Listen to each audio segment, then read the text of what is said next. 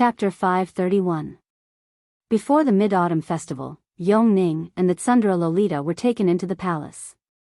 Today was the second day after the Mid-Autumn Festival, and Yongning should be sent back in 2 days. Since the beginning of autumn, the weather has gradually become cooler.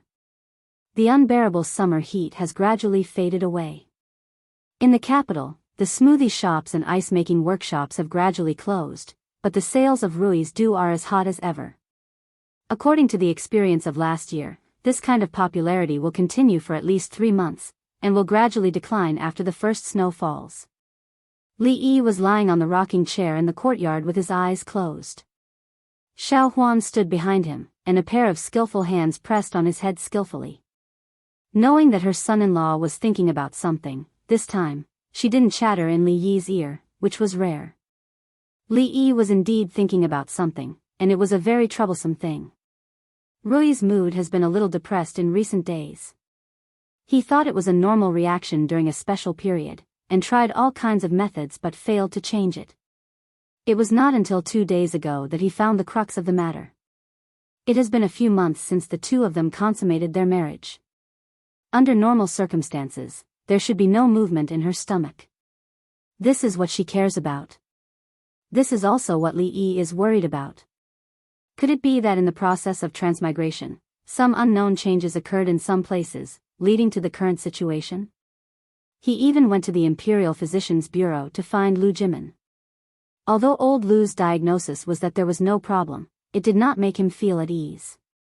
After all, if there was really something wrong because of the different body and soul, it was not something that could be seen just by feeling the pulse. Of course, the problem may also lie with Rui. After all, this matter seems to have nothing to do with the level of martial arts. But considering the pressure in her heart, Li Yi did not say anything or do anything, and tried to avoid this topic these 2 days. Since ancient times, people would blame this kind of thing on women, even they themselves thought so. No wonder Rui wanted him to marry Miss Zheng. This has probably become a knot in her heart that can't be untied. Forget it, stop rubbing. The more he thought about it, the more annoyed he became. Li Yi patted Xiao Huan's hand and said, "Oh." The young maidservant behind her responded in a low voice. She had a worried expression on her face. The son-in-law had encountered some trouble, and the young miss didn't seem to be very happy either. How good would it be if she could help the son-in-law? The sound of footsteps came from outside the door. Xiao Huan raised her head and saw the princess who often came to the house walking in. She could see princesses every day, and more than one of them. She was already immune to princesses. "Xiao Huan, brew a cup of tea." Li Yi casually stretched out his hand as a greeting and said, "Sit anywhere." The maidservant looked around. There wasn't even a chair here. Did the son-in-law want the princess to sit on the floor? "Guild leader, you shouldn't be so free lately, right?" Li Yi asked lazily as he looked at the princess. Mingzu didn't sit down. She looked at him and said, "The specific things are naturally done by the subordinates. I'm not that busy." Li Yi sat up from the chair and looked at her. How could she not be busy? The women's union didn't bring all the women together to hold a party every day to discuss which perfumes smelled better or which brassiere was more stylish. They clearly could do more things. Mingzu looked at him and asked, "When the women of the noble families in the capital unite, they can indeed do some practical things for more women. How did you think of it?" Li Yi stood up from the chair and said, "What do you mean, how did I think of it? The women's union is the crystallization of the wisdom of the women in the capital. What does it have to do with me?" The princess nodded and said, "I always feel that the women's union can do more than help the court implement the law of delaying the age of marriage for women. What do you think?" Li Yi waved his hand and said, "I don't understand the matters of you women. Say a few words." Mingzu looked at him and said, "Delaying the age of marriage for women and standardizing the midwifery procedures were all proposed by you." "I really don't understand. Say it." Li Yi hesitated for a moment and said, "Then I'll simply say a few words." "I'm all ears," the princess said as she sat in the chair that Li Yi had just sat in. This women's union, of course, has more than just that. Women are of low status and are often bullied. In this case, even the government sometimes doesn't give them justice according to the law. Your women's union can act as an umbrella for these women. While standardizing the law, you can also return a clear sky to the capital. After the implementation of the new marriage law, it will make the lives of many poor families in the capital more difficult. You can provide these women who have reached the age of 13 with jobs that they can do. For example, embroidery, printing and dyeing, perfume workshop, soap workshop. These jobs are actually suitable for women so that they can support themselves and even the whole family. Open up a female school, pick out some talented women, and focus on training them. For example, female doctors, female accountants, female shopkeepers, female spies, female assassins, and so on. Our business will grow bigger and bigger in the future, so we can't do without these. Female spies, female assassins? Mingzu looked at him in surprise. What does this have to do with business? This is not important. Li Yi waved his hand and said, embroidery, printing, and weaving are more important. Let Li Xian improve the loom, and also improve the recipe of dyes. Don't make cloth, make clothes. Forget it, you don't need to worry about this. I'll arrange it. Women's school, you have to pay enough attention to it. Don't teach women's commandments, don't read women's biography, learn management, learn technology. 2 hours later, Li Yi drank the tea that Xiao Huan brought over in one gulp and said, I'll just say a few words. Do you remember? Mingzu nodded, then shook her head and said, to do so many things, I'm afraid it will cost a lot of money. The national treasury is already tight, they won't use the extra money on these things. The imperial court? Li Yi curled his lips. If the imperial court wanted to interfere, he wouldn't agree to it. Li Yi looked at the princess and asked, are you short of money? Is Li Xian short of money? I'm short of money, I'm short of money. Mingzu thought for a while, then shook her head and said, not short of money. Li Yi asked again, since we are not short of money, why do we need to ask the imperial court? Does this matter have anything to do with the imperial court? Mingzu thought for a while, but still didn't understand what he meant. Why don't you say a few more words? Li Yi sighed and said, then I'll say a few more words. 2 hours later, the princess stood up and looked at Li Yi and said, I understand. Li Yi let out a long sigh of relief and patted her shoulder. With an extremely serious expression, he said, good luck, I believe in you. Chapter 532. Something is not quite right. Before the princess left, she suddenly turned around and looked at Li Yi with bright eyes. Just now, he had said a few more words. Li Yi was very thirsty. He held a pot of tea and gulped it down. Hearing this, he put down the teapot and asked, what is wrong? The princess showed a thoughtful expression and said, you usually avoid trouble when you can, and you don't say a word more if you can. Why are you so attentive this time? There must be something wrong. Looking at Mingzhu's slightly suspicious eyes, Li Yi wanted to throw the teapot in his hand at her. F***ck. I just said a few more words. What's wrong? Do you think I have any ulterior motives? If you were the first prince instead of the eldest princess, I wouldn't have to do these things and say these words. I have nothing better to do. At the risk of being checked by the court, I helped to implement the new marriage law, and I stayed up late to write the script. I even had a few pimples on my face. I also had to hire the internet water army to fan the flames and create public opinion. It was not easy for me to do all this. It was good to sell perfume and underwear. Why would I care about the happiness of the women in the world? Whether their thoughts were independent or not, and whether their consciousness of struggle was awakened, what a heartless fellow. Why didn't she take a look at who was the one getting the benefits? All she did was casually show her blade in the imperial court and earned her reputation and money. When the two ideas he had just said became reality, who knew what she would get? Now, she was actually suspecting that he had ulterior motives. Without him, she would still be grounded. Xiaohuan, see the guest out. Li Yi lay back on the chair and was extremely disappointed. He didn't look at her again and ordered the little maid. The little maid looked ahead blankly. That was the princess. How could he see her out? Mingzu wants to open a girls' school? Emperor Jing turned his head and looked. He shook his head and said, according to what the empress said, the scale of this girls' school is really rare in the world. It can be called another directorate. The national treasury has always been tight, but there is no extra money for her to toss about. Although women's schools were rare among the common people, they were indispensable to those scholarly families and aristocratic families. The girls in the family had to enter the women's school at an early age. Aside from learning the 4 arts of zither, chess, calligraphy and painting, as well as poetry and classics, they also had to learn the women's reflections and women's training, which were related to women's virtues, women's duties, and the etiquette of the boudoir. He was not surprised that Mingzu wanted to do something for women these days and wanted to open a girls' school. However, if they followed her plan, it would cost a lot of money. The national treasury was already tight, so it was impossible to use the money on these things. The empress put a bowl of soup on the table in front of Emperor Jing and said, "Your Majesty guessed wrong this time." Mingzu did not want to take money from the national treasury. Emperor Jing asked doubtfully, "Without an investment of 100,000 taels of silver, I'm afraid it will be difficult to succeed. Where will she get the money?" The empress smiled and said, "Your Majesty, do you know what is the most profitable business in Jingdo?" Jing Emperor drank a mouthful of soup and turned to look at her.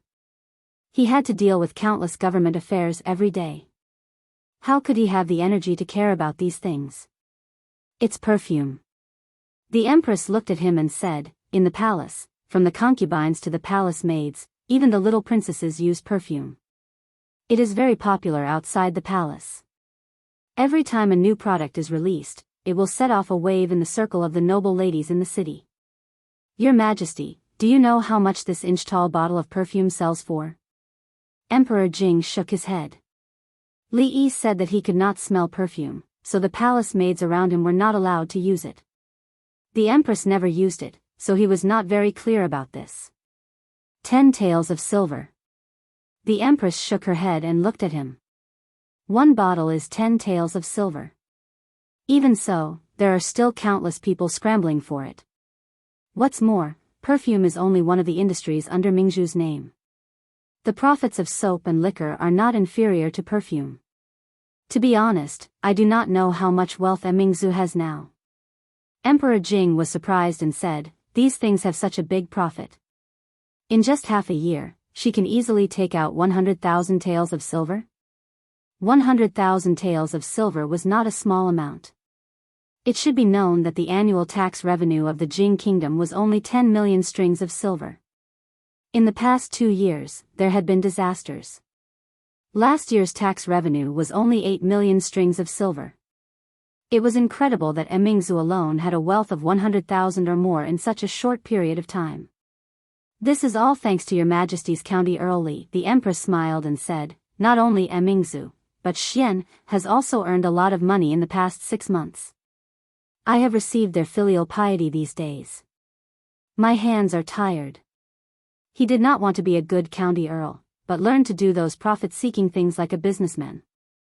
Emperor Jing shook his head and asked, "What has Li Yi been doing these days?"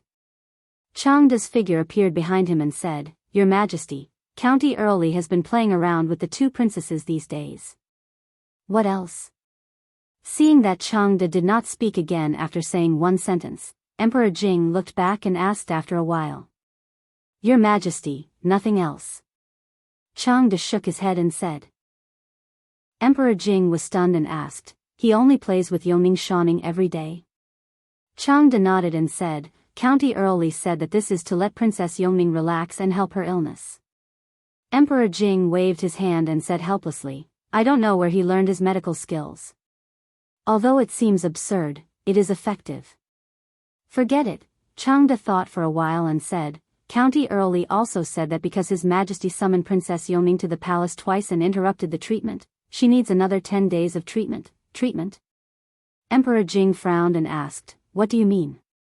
"It means that because His Majesty summoned the princess to the palace for 3 days, the princess needs to stay in County Earl Li's mansion for another 10 days. Changde said. Nonsense. Emperor Jing slammed the table and said, a monarch does not joke. I said 2 months, so it is 2 months. Not a day more, not a day less. You actually blame me for summoning Yongning into the palace? Why?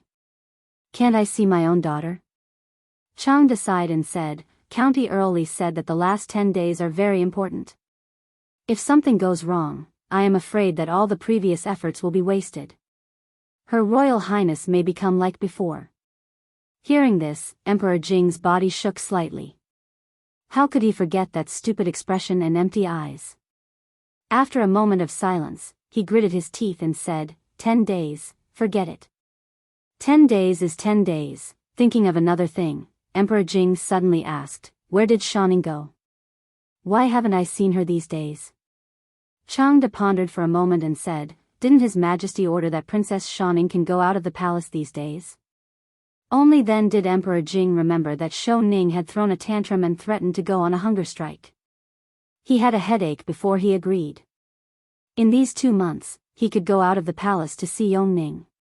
Did she go every day? After a while, an angry voice came from the Hall of Diligent Government. Is it not enough to kidnap my daughter? Do you want to kidnap another one? Chapter 533. Yongning's condition is more urgent. Should we add a few more courses of treatment? Li Yi thought about it carefully and felt that the old emperor wouldn't agree. According to the information he got from Changde, it might be a big risk if he pushed it further.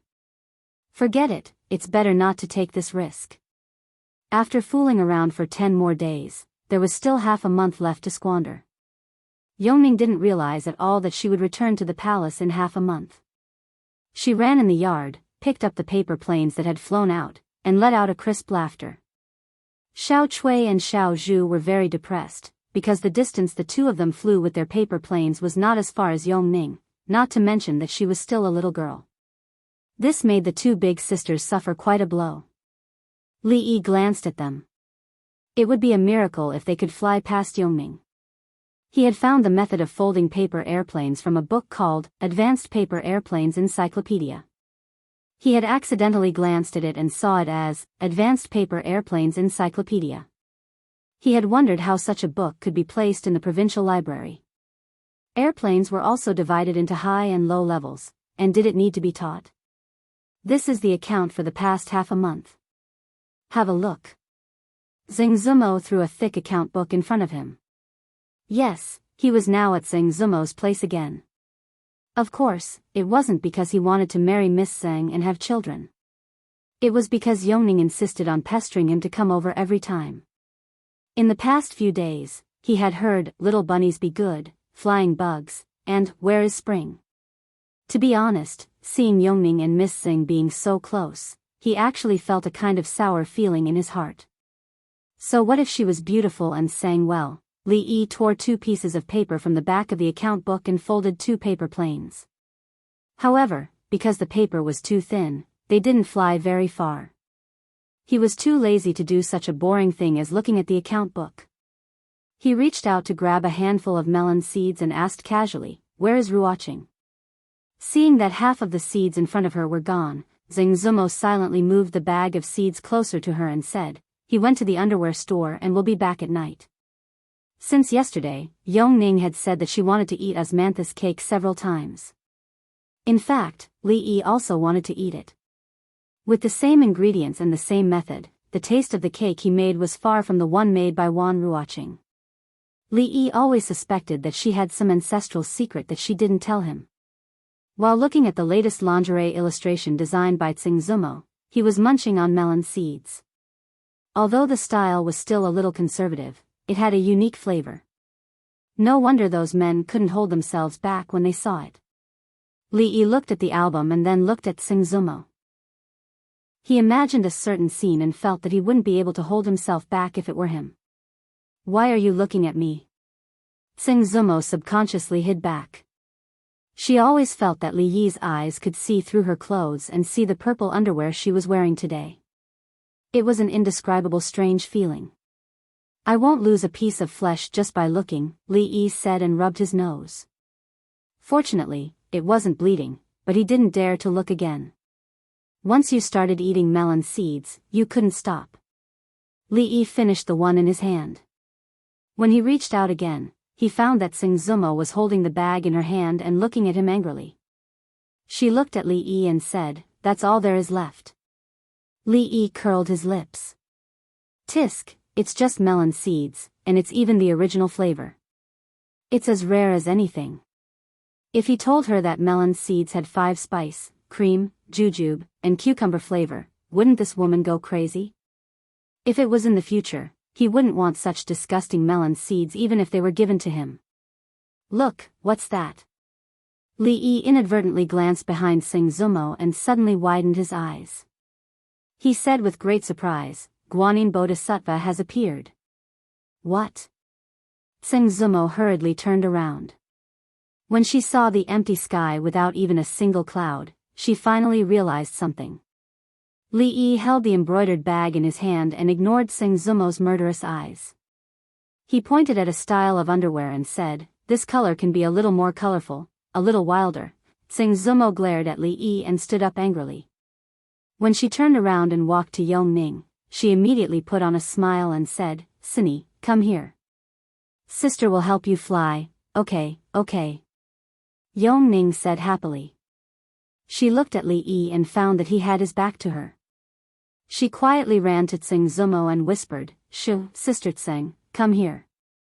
I'll tell you a secret." "What secret does Sinny want to tell sister?" Sing Zumo squatted down and asked with a smile.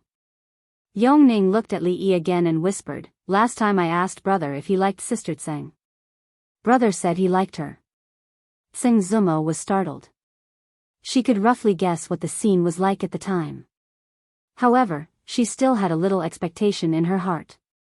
She asked, "How did Sinny ask?" "Sinny first." Seeing the little girl's serious answer, Sing Zumo shook her head. It was not much different from what she had guessed. However, he was probably just coaxing the little girl. How could he like her? She pinched Yong Ning's little face and felt inexplicably disappointed. However, she still smiled and said, "Come, sister will help you fly. By the way, why is this called a paper plane?" "What is a plane?" Yong Ning didn't answer this question. She said mysteriously, "Also, brother said last time that he wanted to marry Sister Tseng as a concubine and bring Sister Tseng home." "What is a concubine? When will sister come home with us?" Sing Zumo's body shook, and the smile on her face froze. The paper plane in her hand also fell to the ground. Li Yi looked at Sing Zumo walking back to the room with her head down. She didn't seem to be in a good mood. "It can't be, just because I ate a small bag of melon seeds." "Hey, what's wrong with you?" "I'll return the melon seeds to you." "It can't be, how about I buy a big bag for you?" Hey, why did you close the door?" Seeing her go in and close the door, Li Yi stood up in shock. He was a little confused. "It's just a few melon seeds, Qin Manor, in a certain exquisite courtyard. Congratulations on your recovery, Brother Qin." "Congratulations, young Duke Qin. Young Duke Qin has just recovered from his injury, so it's not suitable for you to drink. This toast is for you." Young Duke Qin was an influential figure in the capital's foppish circle. Not only was his status respected, but his luck was also different from others. He was violently beaten by Crown Prince Li Xian, slapped in the face by Li Xianzi, and grounded by Prime Minister Qin for half a year. It was not easy for him to end his grounding early. But in less than 2 days, he was seriously injured by a righteous man who saw injustice because he molested a woman on the street. Several of his ribs were broken, and he had been recuperating at home until today. Such a bumpy experience made those who saw it sad and those who heard it cry. Everyone was watching with wide eyes to see what the next unfortunate thing that young Duke Qin would encounter would be. There were only 2 people who could sit at the same table as Qin Yu. Cui Qinyu took a sip of wine and asked, "That thief still hasn't been caught?" Chen Lijun shook his head and said, "That person acted decisively. Before the officers arrived, he had already left the city. Although he left his name behind, for people like that, once they escape, it will be as difficult as ascending to the heavens to catch them again. It's fine. Qin Yu shrugged as if he didn't care much about this matter. He asked, I heard that your highness also left the palace? Just 2 days ago. Qin Yu nodded and said. With your highness's temper, why didn't you find trouble with that person? Qin Yu raised his eyebrows and asked. You mean Li Yi? Qin Yu glanced at him. The hand of a servant girl who was pouring wine for him suddenly trembled and the wine spilled on the table. The servant girl with a long scar on her face turned pale and hurriedly wiped it with her sleeve. Qin Yu frowned and said, Okay, put it here, I'll do it myself. Besides that Li Xianzi who is deeply favored by the emperor. Oh, I should call him Li Xianbua now. Besides him, who else could it be? Qin Yu's mouth pulled into a strange smile. Qin Yu shook his head and said, with his current status, no matter what, your highness can't do anything to him. After your highness left the palace, your highness closed your door and didn't go out. I heard from the servants of the prince's mansion that your highness only read books every day and seems to have completely changed your temperament. Qin Yu's voice gradually became smaller. The servant girl with a scar on her face retreated to the back. She lowered her head and bit her lips. Her eyes were extremely complicated. Chapter 534. Xiao Chui, come here. Yong Ning and Shaoning were playing house in the yard. Li Yi sat on the stone bench and waved at Xiao Chui. Li, what's the matter? Xiao Chui ran over. Is your young mistress on her period these days?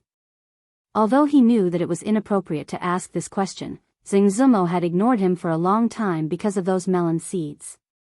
Miss Xing wasn't that stingy, so Li Yi felt that the problem should be in other areas. Ah. When Xiao Chui heard this, she was stunned for a moment. Then, her face turned so red that it looked like blood was about to drip out. This kind of thing about a woman, how could she casually tell others? If she said something like this, the young mistress would beat her to death if she knew. No, in a few days. Thinking of this, Xiao Chui said with a red face. I see. Li Yi shook his head. If it wasn't for that reason, what else could it be? Xiao Chui lowered her head and muttered, I don't know what's wrong with the young mistress these days. She's always in a daze and often forgetful. The young mistress has never been like this before. In short, it's very strange. Inside the room, Xing Zumo sat at the table with a brush in her hand. Her eyes were slightly unfocused, and the rice paper in front of her was blank. The knocking continued for a long time before she heard it. She put down the brush and said, The door isn't closed. Come in. Crash. Li Yi threw a big bag on the table, looked at her and said, Salt and pepper flavor, 5 spices flavor, cream flavor, red dates flavor, plum flavor. I just ate a few of your melon seeds, is there a need to be so angry for so long? Xing Zumo was stunned. She opened one of the small bags, and a strange fragrance wafted out. She tasted one, and the expression on her pretty face changed slightly. Then, she put them all away and said to Li Yi, When was I angry? It was a woman's nature to refuse to admit it. She almost wrote the word angry on her face. How dare you say you're not angry? If you're not angry, then give me back my melon seeds. You mentioned a clothing store yesterday. What's going on? Xing Zumo deliberately changed the topic. Li Yi shook his head and was finally able to speak normally. He said, The fame of underwear has already spread. We can expand our business and make ready-made clothes. In addition to the common styles, we can also design some new styles and divide the sizes. Whichever one the customer likes, they can wear it directly after paying the bill. In this era, there were no clothing stores. There were only cloth shops. Small families would buy cloth at home and cut it into their own clothes. Rich families would hire a tailor to make it, so there was no concept of ready-made clothes for the time being. Food, clothing, housing, and transportation. No matter what era it was, people couldn't live without these 4 things. If you were to engage in these 4 industries, you would never have to worry about being eliminated by the times. Although she would be involved in the ready-made clothing industry together with Her Royal Highness, she had always contributed money, manpower, and effort. She would just sit back and wait for her share of the profits. She would not ask about the management. Sengzumo said while eating melon seeds, after opening 2 new underwear stores, there is a lack of manpower. If we want to open a ready-made clothing store, we will need more women who are good at needlework. I'm afraid the brothel will not be able to find so many.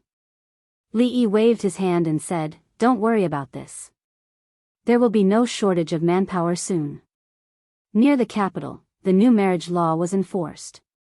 In the following period of time, there would be many women between the ages of 13 and 16 staying at home doing nothing. This was also a headache for the court. If they could have something to do and solve the problem of employment for women of the right age, the court would definitely strongly support it. Then when Sister Ruoqing comes back, I will discuss it with her. Sengzumo said, then looked at Li Yi and said, I have something to ask you. What? Li Yi looked back at her. You. Sengzumo opened her mouth and thought about it. In the end, she didn't say anything. She waved her hand and said, forget it, it's nothing. It was very impolite to not finish a sentence, especially for people with obsessive-compulsive disorder. This time, Li Yi was not in a hurry to leave. He looked at her and asked, what is it? Nothing, you can go.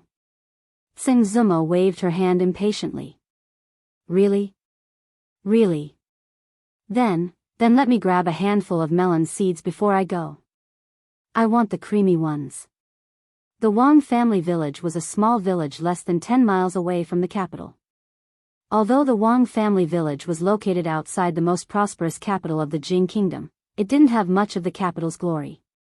The dozens of families in the village relied on the thin fields at the front of the village to eat. When the year was good, they could drink thin rice every meal. When the year was bad, the family had to tighten their belts and pray for God's blessing. Wang Lauer was an ordinary villager in the Wang family village. At this time, he was squatting on a rock in the yard, smoking a pipe and sighing. Dad, it's time to eat. A little girl about 10 years old, wearing coarse clothes and an apron, came out of the dilapidated house. She walked in front of him and said timidly, eat, eat, eat. You only know how to eat all day. You won't be able to get married. Wang Lauer was angry when he saw his third daughter and waved his hand impatiently. Seeing this, the little girl's body trembled and hurriedly retreated back into the house. Wang Lauer put the pipe on the rock and coughed, and said angrily, what is the court doing? Are they trying to kill me? His wife was disappointing and gave him 3 daughters in a row. Although he still had a strong desire to have a son, he didn't dare to have another one. If he gave birth to a daughter, he wouldn't be able to continue living. Although they were daughters, they were also his children. Although they were often beaten and scolded, they had been living in poverty for more than 10 years, and they had grown up one by one. His eldest daughter was 14 years old and had just been engaged. The second daughter was 13 years old and was also at the age to get married.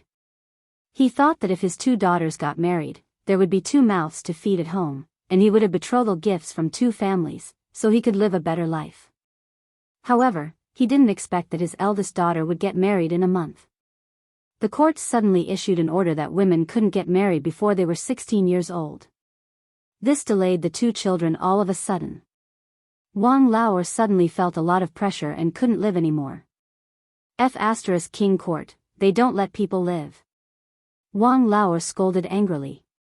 A middle-aged woman poked her head out of the house and said, keep your voice down. If someone hears you, you'll be punished. It would have been better if she hadn't said it. As soon as this matter was brought up, Wang Lauer became even angrier. He jumped down from the rock and scolded, what's going on? They're allowed to have children, but I'm not allowed to talk about it. I just want to talk about it. This King Court, they even care about me marrying off my daughter, Wang Lauer, who are you calling King Dog? Following this voice, an official dressed in black walked in from outside. This King Wang Ergu, He owes me 2 copper coins and hasn't paid me back in a month. Wang Lao looked at the official with a fawning expression and asked, "Sir, what brings you here today?" The official waved his hand and flipped through a booklet in his hand. He went straight to the point and said, "Wang Lao, your Zhaodi and Indi are both over 13 years old, right?" When Wang Lao heard this, he was stunned for a moment. His expression immediately changed and he said warily, "Sir, my Zhaodi and Indi are both betrothed. I don't care if they are betrothed or not, as long as they are over 13 years old." "Oh right, your Liodi." Wang Lao's face was full of fear. My Liodi is only 10 years old. She is still a child." The official glanced at her and directly asked, "It said that if any family has a girl who is over 13 years old and has good sewing skills, she can work in the workshop. She will work for 8 hours a day and will be paid 10 copper coins. Will your family's Zhaodi and Indi go?" No. Wang Lao shook his head repeatedly. How could he believe the official's nonsense? 10 copper coins for 8 hours a day? He couldn't even earn that much even if he worked 16 hours a day. Was he trying to trick his own daughter? All right, then I'll remember it. The official waved his hand and turned to leave. Wang Lao was stunned when he heard this. He left just like that and didn't want to force him? What if he scared him a little more and he agreed? Dad. A figure hurriedly ran in from outside. It was a 13 or 14-year-old girl who panted and said, "Dad, I heard that Her Royal Highness's workshop is recruiting people. For the first 3 months, it will be 10 copper coins a day. After 3 months, it will be 15 copper coins a day.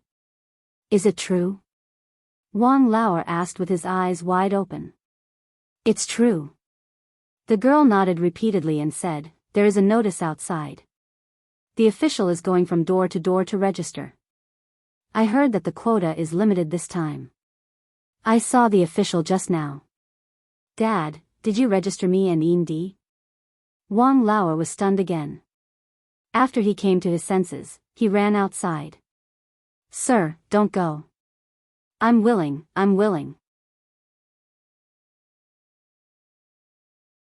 Is it a full house today?" Li Yi looked around. Although it was mealtime, there weren't many people eating here. There shouldn't be no room. "Sir, there is something you don't know. Guests that come to the Drunken Moon Inn must make a reservation in advance. This is the rule of the Drunken Moon Inn," the waiter patiently explained. Li Yi looked at the old man behind him. This kind of thing should be a piece of cake for them. The old man nodded and walked to the front. Not long after, the waiter wiped the sweat on his forehead, and the smile on his face became even brighter. "Sir, please go upstairs." Although he was just a small waiter in the Drunken Moon Inn, he had received many nobles on a daily basis, so he naturally had some experience. Although these people still didn't reveal their identity, the old man gave off a very scary feeling. The most important thing was that sign. In short, these people probably couldn't be easily offended. Making a reservation in advance was the rule of the Drunken Moon Inn. Rules were made to be broken. Rules for ordinary people were not suitable for some people. On the way upstairs, the gray-clothed old man frowned and asked, "Why not the Sky Room 1?" The waiter wiped his cold sweat and said carefully, "Sir, unfortunately, the Sky Room 1 was booked by a group of nobles today." Okay, as long as there's food." People who came from the palace had a lot of problems. Li Yi waved his hand. This kind of mysterious sense of superiority, other than the palace, couldn't be cultivated in ordinary places. When he passed by the so-called Sky Room 1, a waiter went in to serve the dishes. Li Yi casually glanced over and saw that there were quite a lot of people in the room. There was even a woman singing. She really knew how to enjoy herself. He wasn't interested in the so-called nobles there, so he turned his gaze away and was led by the waiter to a room next door. The standard of this Drunken Moon Inn was not low, even in the capital. The private room was extremely spacious, and even the surrounding walls were hung with paintings and calligraphy. Li Yi only needed to glance at them to know that the value of these things was not low. Of course, the most representative of the standards was the price of the dishes here. A plate of tofu for 3 taels of silver, a huge profit. This was no different from robbing people. Could it be that their tofu was colorful? The price of this plate of tofu was enough to cover the annual expenses of a relatively well-off family. Not to mention ordinary people, without tens of thousands of taels of silver, they wouldn't even dare to order a plate of tofu here. Only those rich people who wanted to show off their status, at least for Li Yi, although he wasn't short of money, he wouldn't waste it like this. Of course, if the money was reimbursed by the palace, it would be a different story. When the arrogant Lolita and Yong Ning were discussing what to eat, Li Yi took a sip of tea and thought about something else. Since the academy was still under construction, it would take a long time. In the next period of time, he might be completely free, but he wouldn't be free for long, because the hero competition was about to begin. Downstairs in the Drunken Moon Inn, Tsing Zumo and Xiao Chui walked in. Xiao Chui pouted and said, "Bing Ning and Cindy are leaving so soon, I'm a bit reluctant." Tsing Zumo only smiled. She naturally liked the 2 innocent and cute girls. However, judging from their dressing and daily behavior, both of them had received orthodox education, especially the girl named Li Bingning. Her family background was most likely not low. She had learned etiquette at home when she was a child, so she was a little more sensitive to these things. What's more, a few days ago, the 2 little girls each gave her a bracelet, and the other gave her a hairpin. None of them were ordinary items, and they looked expensive. How could an ordinary person take them out? Although she didn't know their specific identity, she could guess a little. How could the daughters of such a big family be fostered in someone else's house for a long time? A few days ago, she ordered 2 bracelets from the Golden Jade Pavilion. In terms of value, it might not be comparable to the things they gave, but as a parting gift, it wouldn't look shabby. Seeing that there were guests coming in, a waiter immediately went to greet them. Xiao Chui described a few words to them, and the waiter immediately stretched out his hand respectfully. 2 ladies, please go upstairs, the person you are looking for is in the 2nd sky room. The 2 of them walked up the stairs, and at this moment, a young man walked out of the 1st room. When he saw the waiter walking toward him, he cursed, "Why haven't you served the 2 pots of 1000-day drunken wine yet?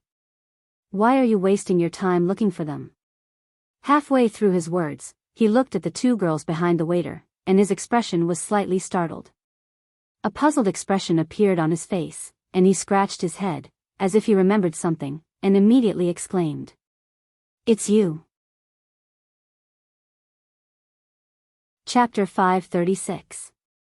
Today, in this Drunken Moon Tower, we are holding a banquet for you. The banquet is a little shabby. I hope you don't mind. In the 1st room of Drunken Moon Tower, a luxuriously dressed young man raised his glass to the handsome young man opposite him. Although I live far away in Chuzhou, I know that this Drunken Moon Tower is not shabby. Besides, we are all on the same side. Shi Xian, you are welcome. The young man waved his hand and took a sip of wine. He turned to the person next to him and asked, "When we were in Chuzhou, I heard that Brother Qin was unwell. How are you now?" "I am fine." Qin Yu cupped his hands and said. Recently, he had just recovered. According to the doctor's advice, he should focus on recuperation and should not be too active. However, Duanyang's identity was special. Among his peers, someone of similar status had to come out to greet him. Chen Lijun and Cui Qingyu were busy, so he was the only one left. The young man smiled and said, "With your identity, you should take more guards with you when you go out in the future." Qin Yu nodded. He was used to being domineering in the capital and no one dared to stop him. Who would have thought that he would encounter what happened last time? After this incident, he had greatly increased the number of guards to avoid encountering strong people in Jianghu like last time. At this moment, there were about 10 young people at the banquet. Among them, little Duke Qin and Duanyang were the leaders. Duanyang was the son of King Hui. His mother was the legitimate daughter of the Chui family and the younger sister of concubine Chui. Therefore, he had a close relationship with the Chui family and the king of Shu. The young man looked at Qin Yu and asked, "Have you seen brother king of Shu these days?" His Highness has closed the door of his mansion since he came out of the palace. Qin Yu shook his head and said. Although I'm not in the capital, I've heard about what happened to the king of Shu. Who exactly is the county magistrate of Chang'an? How could he be so free and unfettered when he offended his superior? What's going on? Speaking of this matter, Royal Prince Duanyang's face showed a hint of sternness. He only had a general idea of this matter, but he did not know the details. The people at the banquet looked at each other.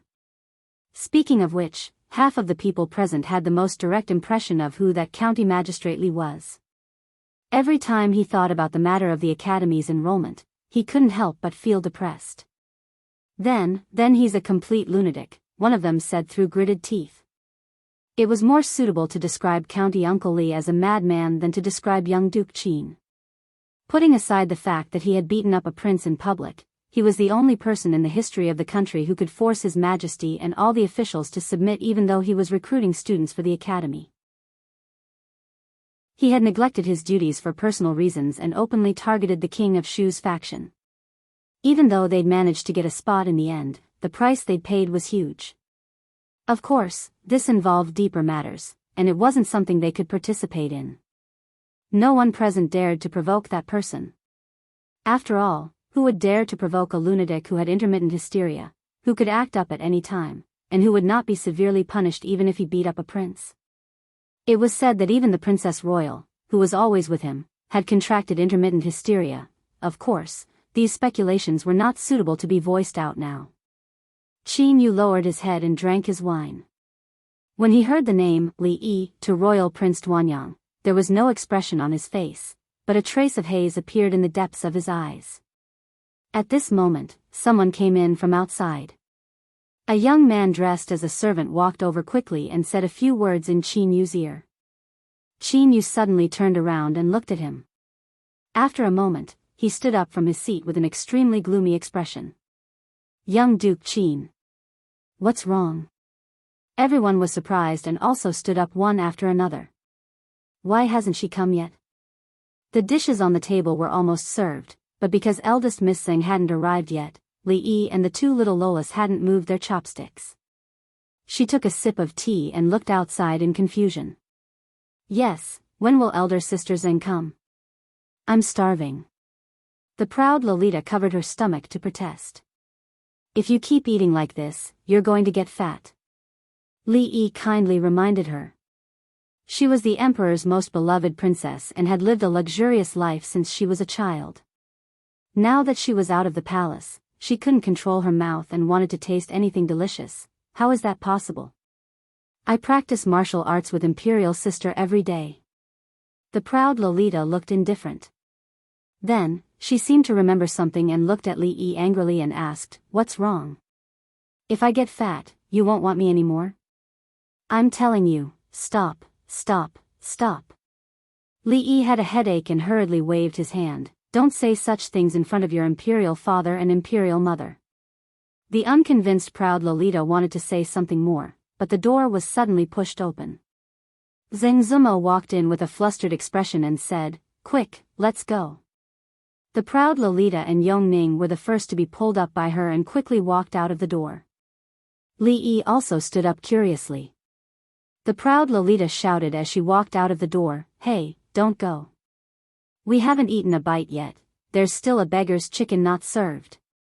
The grey-robed elder standing at the door stopped the woman who was holding the two princesses. From the room on the side, a figure walked out. Then 2, 3, and more than 10 people walked out. Zheng Zumo's face was pale as she protected the two little girls behind her. Xiao Chui stood beside her. When she saw the man walking in front of the crowd, there was no trace of blood on her pretty face. It's over, she thought in her heart. They are. Royal Prince Duanyang looked at the woman in front of him and a trace of amazement flashed through his eyes. However, if it was only because he liked this woman, Qin Yu shouldn't have such a big reaction. After all, it was well known that his hobbies were different from others. Qin Yu covered his chest with one hand. It seemed that he felt pain again, but more shame. A trace of mockery appeared at the corner of his mouth, and he said, 2 ladies, what a coincidence. Zheng Zumo pushed the two little girls behind her, and her heart completely sank. Young Duke Qin. She didn't expect that there would be a day when she would see him again, and on such an occasion. That day, she and Xiao Chui disguised themselves as men and hurriedly escaped from the scene. After finding Wan Ruoqing, they changed into women's clothes. Later, she learned that young Duke Qin was beaten in the street. The matter was very big, and the whole city was searching for the perpetrator. At that time, she was actually also nervous. It was not until later, when the matter gradually subsided, that she and Xiao Chui were relieved. However, she never thought that she would be recognized like this today. Thinking of the other party's power and background, her body trembled and she couldn't help but take a step back. After that, she felt a hand patting her shoulder. Li Yi walked out of the room, and when the mocking smile on Qin Yu's face froze, he spoke with a smile. Yes, it's really a coincidence. Young Duke Qin. Crash. At the same time that Li Yi took a step forward, several people on the opposite side couldn't help but take a step back. Li Yi, County Uncle Li, who had long been famous in the capital, was likely to go crazy and kill people on the spot, who didn't know him. Who wasn't afraid? Who is he? Royal Prince Duanyang looked around, and a trace of surprise appeared on his face as he asked. He is Li Yi, someone said with a complicated expression, County Uncle of Chang and Li Yi. Chapter 537. It's really a coincidence. Qin Yu said after a while, and the expression on his face had returned to indifference. Young master, this beggar's chicken. Shall we take it in? A waiter of the Zuya Tower stood at the stairway, looked at the scene in front of him, and said in a trembling voice. Take it in, we have paid for it. The proud Lolita had been thinking about the chicken for a long time, and immediately urged. Xiaozui's face was full of fear, and she was about to cry. Young lady, what time is it? Why are you still thinking about the beggar's chicken? They can't even leave. Young Duke Qin, if there is no other urgent matter, we will go in. Li Yi pointed to the inside of the room and said, the dishes will be cold later. Qin Yu took a deep breath, glanced at the strange little girl, and said with a smile, Uncle Li, please help yourself, but these two girls can't leave. Li Yi looked at him in astonishment and asked, why is this so? In broad daylight, with the heaven and earth bright and clear, could it be that young Duke Qin wants to put on a good show of forcefully snatching a girl from a good family? When Li Yi spoke, he deliberately emphasized the word again. The smile on Qin Yu's face froze, and then his chest began to rise and fall slightly. The rest of the people looked at him. Motherf ***, it's just a slap in the face. Young Duke Qin was beaten and seriously injured by a passing Jianghu swordsman because he molested a good girl in the street, and he had to rest at home for several months. It could be said that he had lost his face completely. When people mentioned this matter, they would only say that he was injured by a villain, and no one dared to mention molesting a good girl. This Uncle Li was really good at slapping people's faces and cursing people's shortcomings. Last time in the imperial palace, he slapped young Duke Qin fiercely twice, and now this sentence was no less than a slap in the face, which was a double blow to his spirit and body. There were rumors among the people that this Uncle Li was worthy of being the nemesis of young Duke Qin. You can eat whatever you want, but you can't say whatever you want. County Uncle Li, be careful with your words. When Qin Yu spoke again, he didn't hide the anger in his eyes. If it were someone else, he would have already sent out his guards to vent the anger that had accumulated in his heart for the past few months. However, at this moment, he was just angry. After all, although he had the title of a madman Qin, the person in front of him was a real madman. He didn't have to take responsibility for beating people, and he was a madman with the certificate of the Imperial Physician Bureau. Hey, young Duke Qin, don't be modest. Li Yi reached out and patted him on the shoulder. Then he turned to Zheng Zumo and said, let's go. We've been out for a long time. The food is cold. Zheng Zumo bit his teeth and said, you guys go in first. They won't do anything to us. She knew what kind of impact the previous incident would have. The government defined it as an assassination. If the swordsman was caught, the consequences would be unimaginable. However, she and Xiao Chui were also victims. Even if they really went to the government, they could explain it clearly. There was a prime minister in Qin's mansion, who also had extraordinary power in the court. She didn't want to get Li Yi involved. Li Yi didn't rush in this time. He looked at her and asked, "How do you know him?" Xiao Chui said with some grievance, "Yes, last time when Miss and I just came to the capital, they insisted that Miss and I go with them. A passing swordsman couldn't stand it, so he beat him hard. So those two women are you?" It was also the first time that Li Yi had heard of this matter, and his tone was a little surprised. It was really true that people who were not a family would not enter the house. This young Duke Qin and him were opposite of each other. Seeing that young Duke Qin was obviously no match for County Magistrate Li, a young man immediately stood out and said, "Li. Supervisor Li, these two women are involved in the case of the assassination of young Duke Qin. We have sent someone to inform the government, and there will be an official coming soon. Is Supervisor Li going to protect them?" "You are?" Li Yi looked at him and asked. The young man said, "I am Li Jianren." "Oh, from the family of Assistant Minister Li of the Ministry of Works?" Li Yi still had some impression of this name. After all, there weren't many people who could come up with such a fresh and refined name. It was high-end and classy. "Yes." Li Jianren cupped his hands, but he was depressed in his heart. In this kind of occasion, it was not suitable for him to stand out. After all, he still had to study at the mathematics college in the future. If he offended the supervisor before he officially enrolled, would he have a good life in the future? Not bad, I will remember you." Li Yi nodded and said, "Then there is no hurry. Let's wait for the official to come first." He looked back at Xing Zumo and said, "What are you waiting for? Go in and eat." It cost a lot of money. When he was about to go in, he looked back at Qin Yu and asked seriously, "Is it necessary?" "It is," Qin Yu said with a smile. Li Yi nodded, turned around, and closed the door. Watching them walk back into the room and close the door, Prince Duanyang was already full of anger. Arrogant, simply too arrogant. Although he was far away in Chuzhou and was not very familiar with the affairs of the capital, he did not expect that a small county uncle would dare to be so presumptuous in front of him and young Duke Qin. Li Jianren and Cui Shixin and the others shook their heads. This was arrogance. Royal Prince Duanyang seemed to have underestimated County Uncle Li too much. Beating up young Duke Qin, beating up His Royal Highness King of Shu, forcing the officials and His Majesty to make concessions, everything he did could not be described as arrogant. Prince Duanyang was angry and kicked the door of the private room, but was stopped by Qin Yu. "Wait." Qin Yu only said this one word.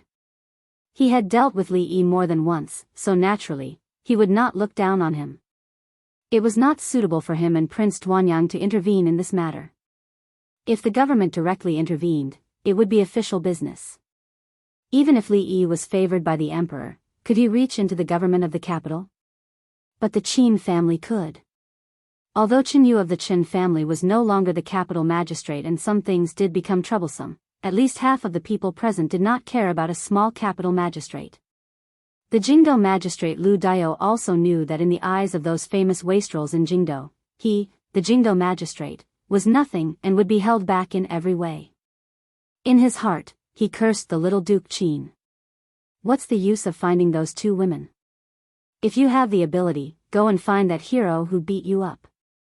You failed to flirt with an innocent woman and got beaten up instead. You've lost all your face, and you still dare to come out and make a fool of yourself. Now, you seem to want to do something to those two innocent women. Do you really think that you own the government? However, he could not ignore this matter and even had to go in person. After all, he could not afford to offend any of those people. Hurry up.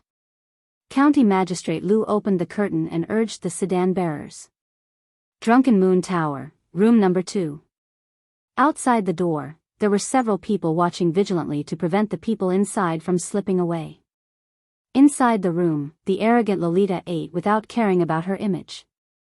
Li Yi had no interest in the beggar's chicken, but he had to say that the tea here was not bad. It was just a little expensive, 10 taels of silver for a pot. He really felt sorry for the old emperor. Go get another pot of tea. He turned his head and ordered the waiter standing behind him. The gray-robed old man next to him finally could not help frowning at him and asked, "Is it necessary?" Li Yi looked at him and asked in surprise, "Isn't it just 2 pots of tea? Won't the palace reimburse it?" After a moment, he sighed and said, "You just heard, he said it is necessary." Chapter 538.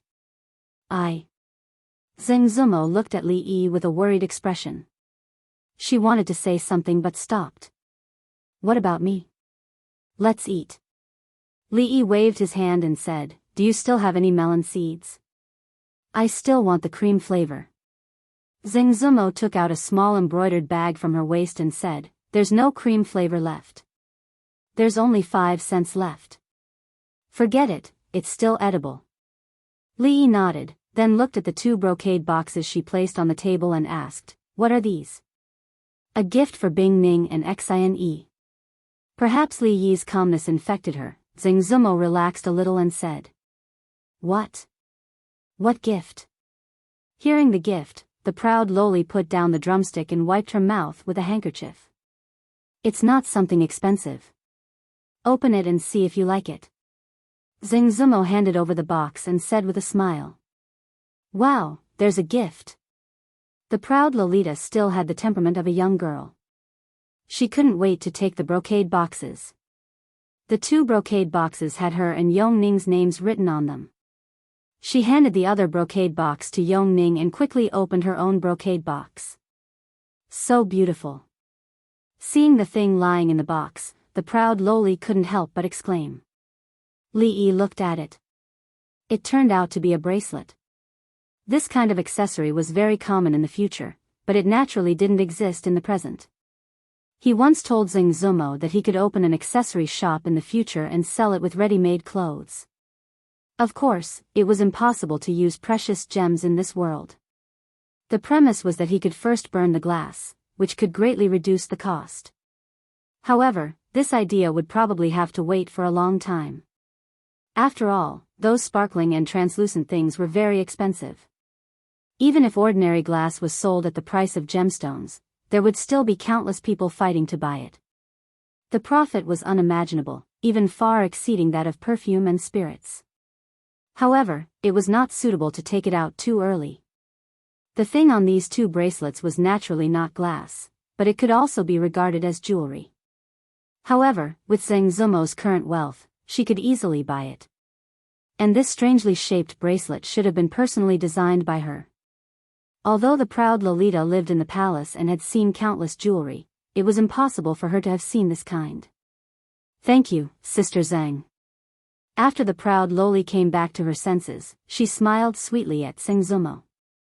After thinking for a moment, she picked up the other drumstick in her bowl for Zheng Zumo. "Thank you, big sister." Yong Ning was not as excited as her sister, but she still looked very happy. Zheng Zumo looked at the 2 of them, then looked outside the door and said worriedly, Li Yi put a piece of tofu in her bowl and said, "Don't worry, people who disturb other people's meals usually don't have a good ending. Hurry up and eat, it's really going to get cold." Xiao Chui was on the verge of tears. The people outside were all fiendish, and it was obvious that they were not good people. They were about to call the officials, so how could the young miss and Lili still eat? With tears in her eyes, she picked up a piece of tofu. "Aya, this tofu is really delicious. No wonder it only costs 3 taels of silver. I have to have a good taste, this person is so bold and arrogant. I don't believe you can bear it until now." In another room, Duke Duanyang looked at Qin Yu and said. Qin Yu lowered his head and drank a cup of wine, without saying anything. With his character, he naturally would not let go of those who offended him so easily. However, on the surface, he could not do anything at all. These days, his grandfather was very strict with him. Most of the time, he was grounded at home or recuperated, but in fact, he did a lot of things secretly. However, the first time he sent someone to follow him, he was beaten up and thrown into a deep alley. The second time, his leg was directly broken. After that, he sent out a martial arts master secretly recruited, but the result was the same. Now, the Qin's mansion had a lot of people with broken hands and feet. After that, he gave up the idea of secretly taking revenge. No matter how proud he was, he had to admit that he was helpless against Li Yi. Originally, after beating up the king of Shu, he entrusted this matter to the king of Shu. However, he did not expect that after the king of Shu came out of the palace, he became a good boy, reading at home all day or visiting some officials of the court. Until now, he had not seen the king of Shu. The humiliation he suffered on the street last time made him the laughing stock of the whole capital, which was still unforgettable. This time, when he met these two women again in the Drunken Moon Tower, he naturally would not let them go. However, with the intervention of Li Yi, he had to be careful. The best way was to borrow a knife.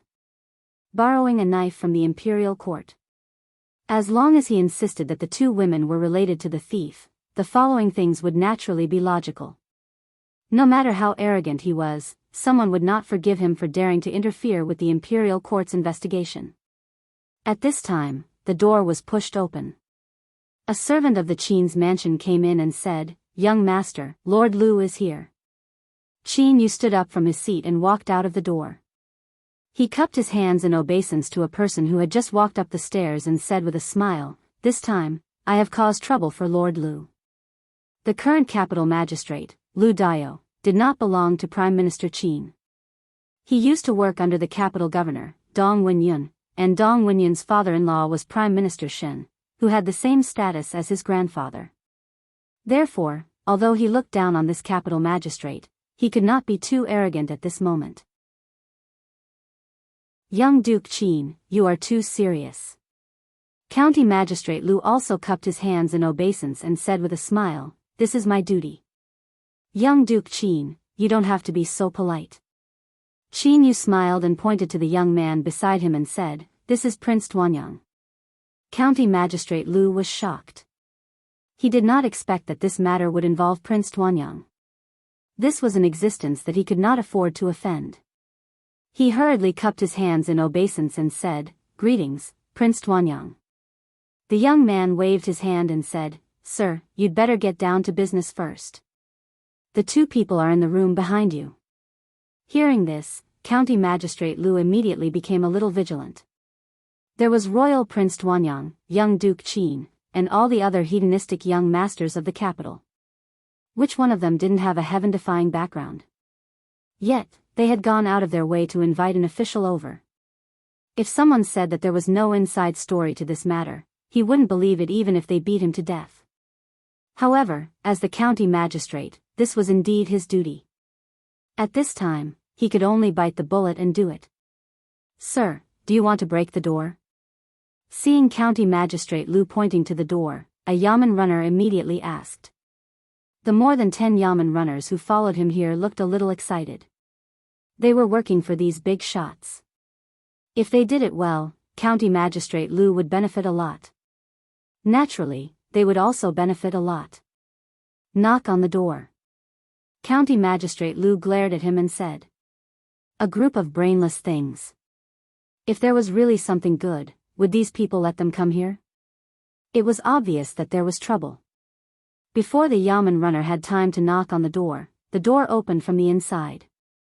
Li Yi looked at County Magistrate Lu standing at the door and said in surprise, "Hey, County Magistrate Lu, why are you here? I haven't seen you for a long time." County Magistrate Lu was stunned for a moment, then his face immediately showed a happy expression and said, "Sir Li, how come it's you? I haven't seen you for a long time." County Magistrate Lu was full of gratitude for this former County Magistrate Li. If it were not for him, he was afraid that he would still be in the position of Anshi County Magistrate, waiting to retire. How could he sit in the position of the capital magistrate? His future was even brighter. He was afraid that in a few years or dozens of years, he would be able to sit in one of the highest positions. Seeing that the two people were standing at the door and chatting, Prince Duanyang was stunned. After being stunned for a while, Qin Yu's face gradually became gloomy. The rest of the people looked at County Magistrate Lu and were even more surprised. They had asked him to come here to arrest people. Who would have thought that County Magistrate Lu would actually chat with them?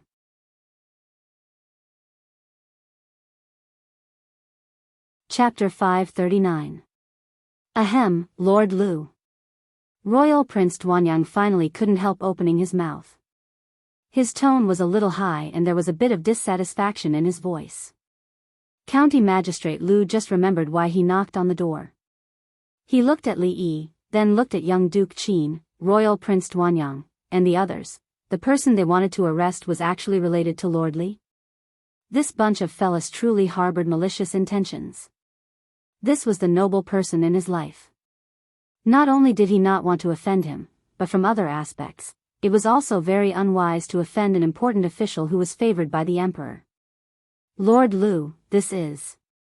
Li Yi looked at County Magistrate Lu and asked with a faint smile. This.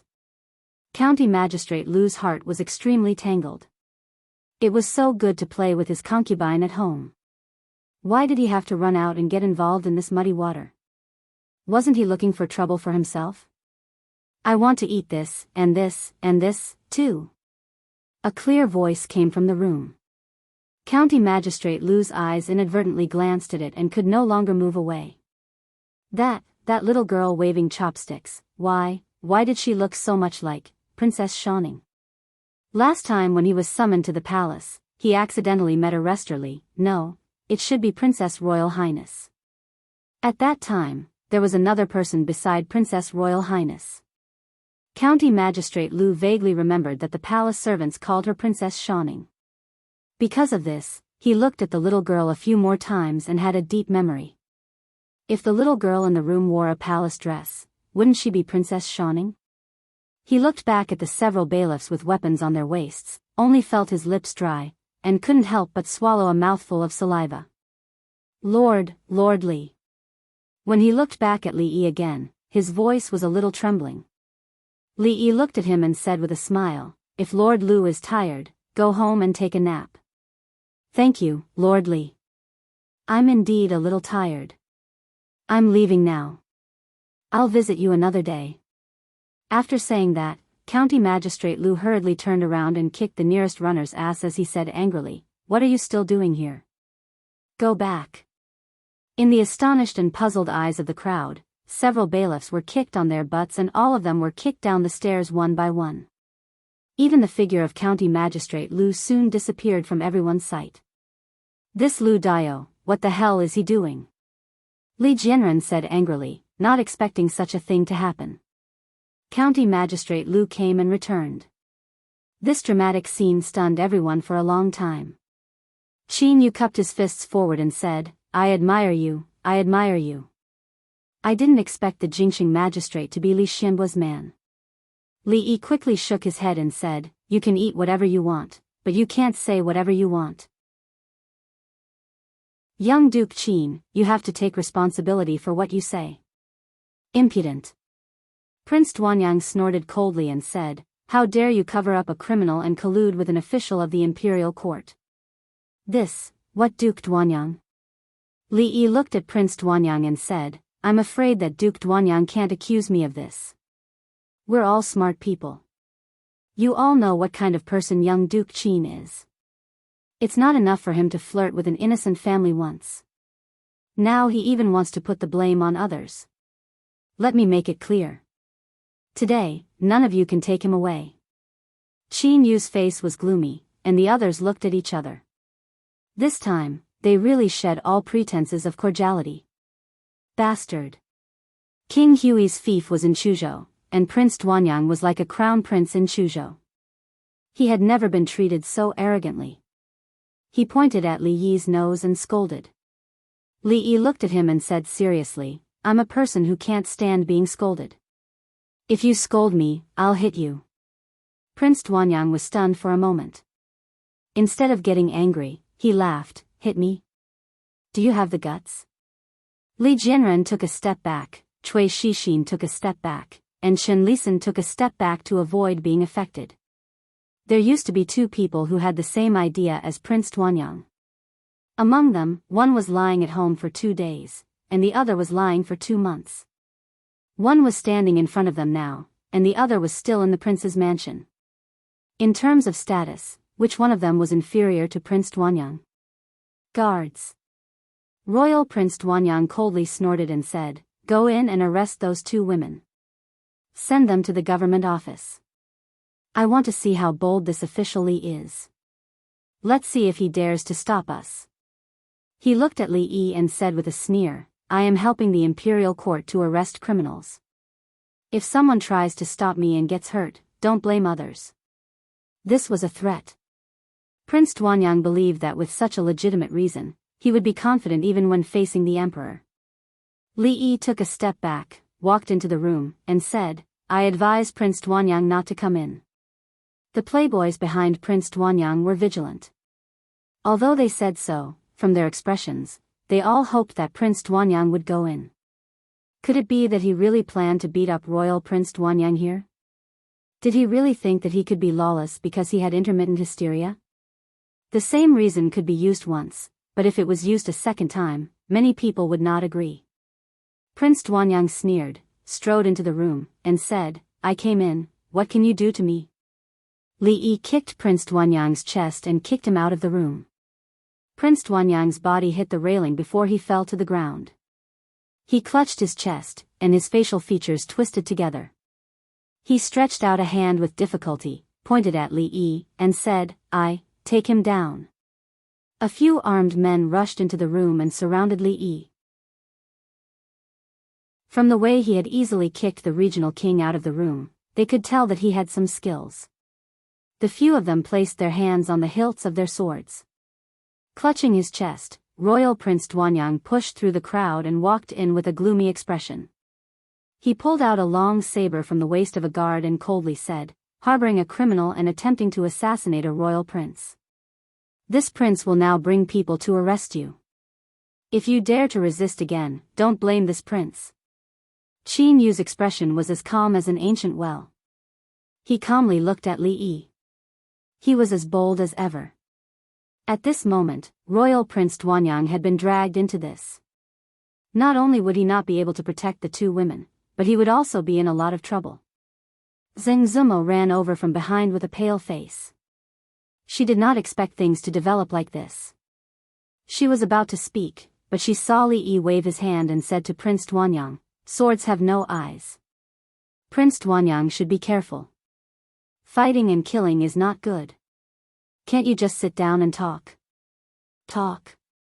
Prince Tuanyang's chest rose and fell, and his breathing was rapid. It took him a lot of effort to suppress the urge to raise his knife and kill. Li Yi sighed, pointed at Prince Tuanyang, who was holding a knife, and the aggressive people next to him, and said to the gray-robed old man, "Protect him." The old man nodded and opened a window behind him. Prince Tuanyang's expression froze, and he suspected that he had heard wrong. Qin Yu's expression changed slightly, and he raised his head to look at Li Yi. Seeing that his expression was still calm, he did not know why, but the feeling in his heart that something bad was about to happen became stronger. What did he just say? Behind them, Cui Shixin asked in confusion. "Go home." Li Jianren thought for a moment and said, "Go home?" Cui Shixin shook his head. Things had already come to this, did he think he could still leave? Chapter 540. I'd like to see where you can go."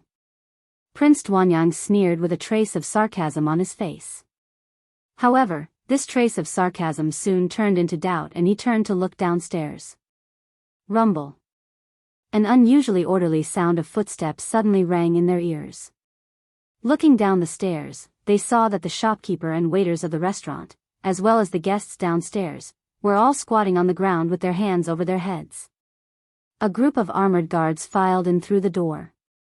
The arrows in the hands of more than 10 soldiers in the front row were already aimed at them. The sharpness of the arrowheads was chilling. Imperial guards. What's going on? Why are the Imperial Guards here? The more than 10 playboys were immediately scared out of their wits. The Imperial Guards were the Emperor's guards. Their duty was to guard the palace and protect the Emperor. Every time the Imperial Guards appeared, they represented the Emperor's will. Who dared to move at this time? The people upstairs, put down your weapons.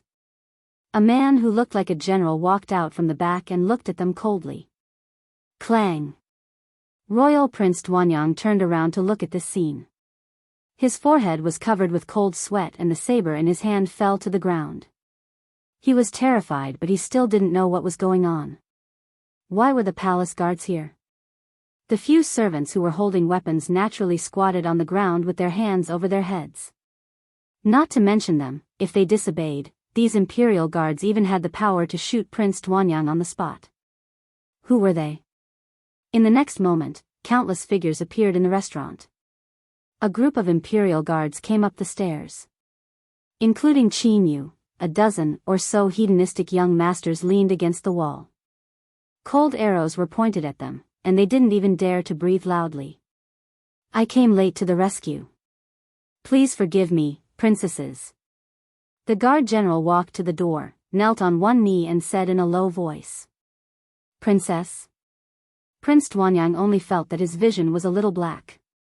He finally knew why County Magistrate Lu just turned around and left. Damn, why was the princess here? What did he do just now? Did he use a saber in front of the princess? And there were 2 of them. At this time, Prince Duanyang was not only a little black. If it weren't for the wall, he would have collapsed. Qin Yu's face was also pale. Who would have thought that someone as noble as the princess would actually eat in such a restaurant? If the 2 of them were already in such a state, then the clothes of those whose statuses were lower than theirs were already drenched in cold sweat. They could feel the murderous aura from the guards even when they turned their heads. This time, they were afraid that something big had happened. Aya, what are you doing? You can't even let me eat properly. The Tsundere Lolita stood up from her seat and pulled Yongming's hand. She said, how disappointing. Let's go back and eat our braised prawns. Li Yi shook his head. With such a thing happening, he probably couldn't eat the braised prawns anymore. Just look at this royal Prince Duanyang and little Duke Qin. Do they have nothing better to do? Why did they have to provoke the 2 princesses? Can't you just sit down and eat? Li Yi felt that Miss Zhang's breathing was a little disordered and her body was trembling a few times. He hurriedly turned around to support her and asked, what's wrong? Are you not feeling well? Zheng Zumo waved her hand. After she stood firm, she looked at Li Yi and asked, Princess? Princess? Li Yi shrugged, pointed to the 2 little girls, and introduced them. Let me introduce you again. This is Princess Shaoning, and this is Princess Yongning. You. Help me a little. Zheng Zumo held Li Yi with one hand and looked at the 2 girls that she couldn't be more familiar with a face full of disbelief. Cinny and Bing Ning, weren't they his? Weren't they the children of his distant relatives? How could they become princesses? In other words, the one that she had hugged and kissed and almost fell on the swing was actually the princess? This news was so unexpected and shocking that she couldn't accept it for a while. Xiao Chui, who was on the side, looked even paler than before. She grabbed the corner of Zheng Zumo's clothes, and her body was trembling slightly. Let's go. Li Yi sighed. The outside world was indeed dangerous. A good meal could end up like this. This time, he probably wouldn't even be able to go home. When he walked out of the door, he looked at Qin Yu and Duanyang, who were squatting in the corner, and shook his head helplessly. It was simply a sin. Zheng Zumo and Xiao Chui came out in a daze, and even the matter of young Duke Qin was temporarily forgotten. Outside the Drunken Moon Inn, the Imperial Guard General said to Li Yi, Lord Li, this matter concerns Her Royal Highness. Please come with us to the palace. Li Yi nodded and said to the Li family guards standing at the door, send Miss Zumo back first. Tell the madam that I may come back later. The Imperial Guard General hesitated for a moment and said, Lord, these 2 girls. Li Yi waved his hand and said, this matter has nothing to do with them. Let's forget it. The Imperial Guard General looked at the gray-robed old man beside him. Seeing him nod, he didn't speak anymore. Zhang Zumo's mind was a bit chaotic at the moment. She really should go back and think about it. When she was sent away by the guard, her expression was still a bit blank. When Li Yi and the two princesses returned to the palace, they could take a carriage, but the others didn't have this treatment. The distinguished young Duke Qin, Duanyang, and more than 10 famous playboys in the capital were escorted by the imperial guards through the streets and alleys. It could be said that they were in the limelight. Since it concerned the two princesses, it naturally couldn't be treated lightly. The imperial guards had already entered the palace to report to the emperor. At the same time, news was also spread to some of the noble families in the capital. In the Ministry of Revenue, an assistant minister with the surname Zhang had just come out from the minister's office with a slightly excited expression on his face. Some of the news that the minister had just informed him made him feel quite proud. Everyone knew that the Ministry of Revenue was in short supply of mathematics talents.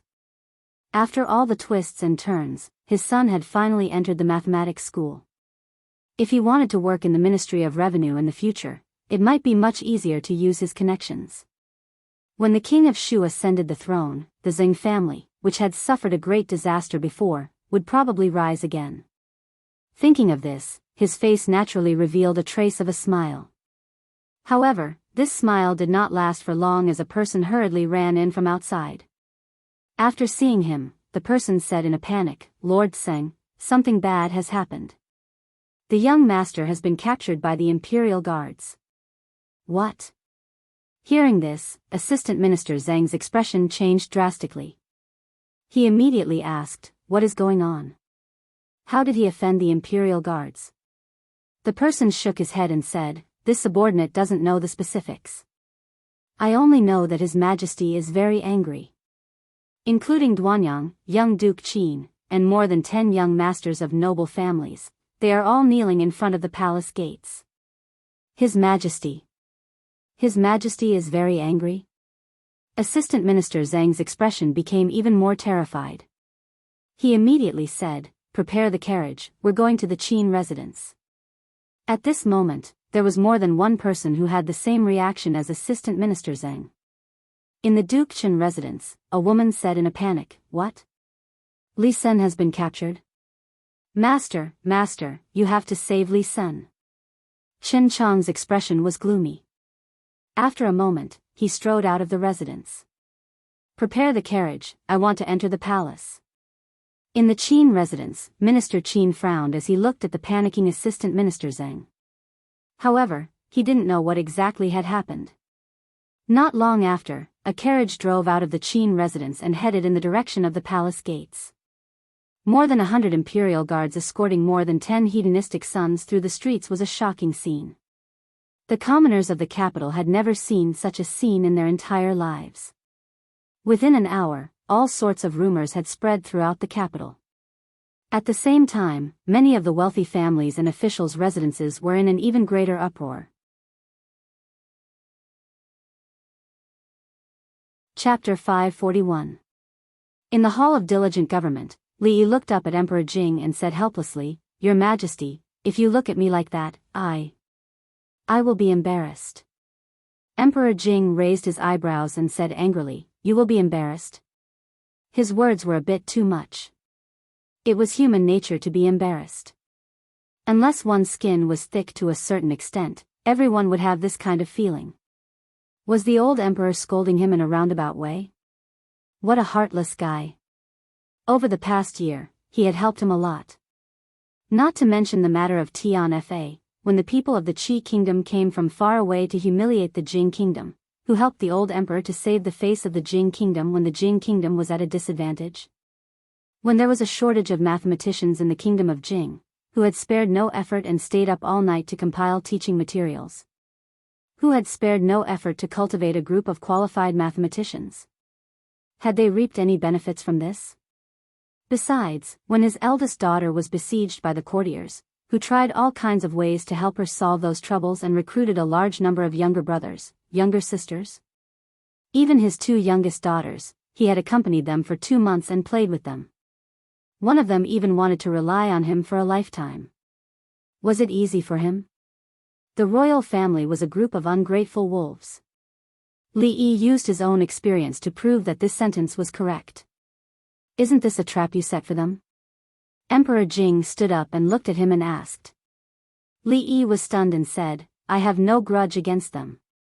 Why would I harm them? No grudge? Emperor Jing was stunned and said, You said no grudge? Li Yi thought for a while and it seemed that there were some grudges. However, how long had he been in the capital? How many enemies could he have made?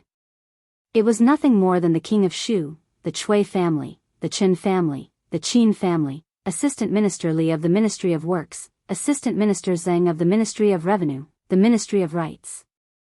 There were only dozens of people recorded in the small notebook.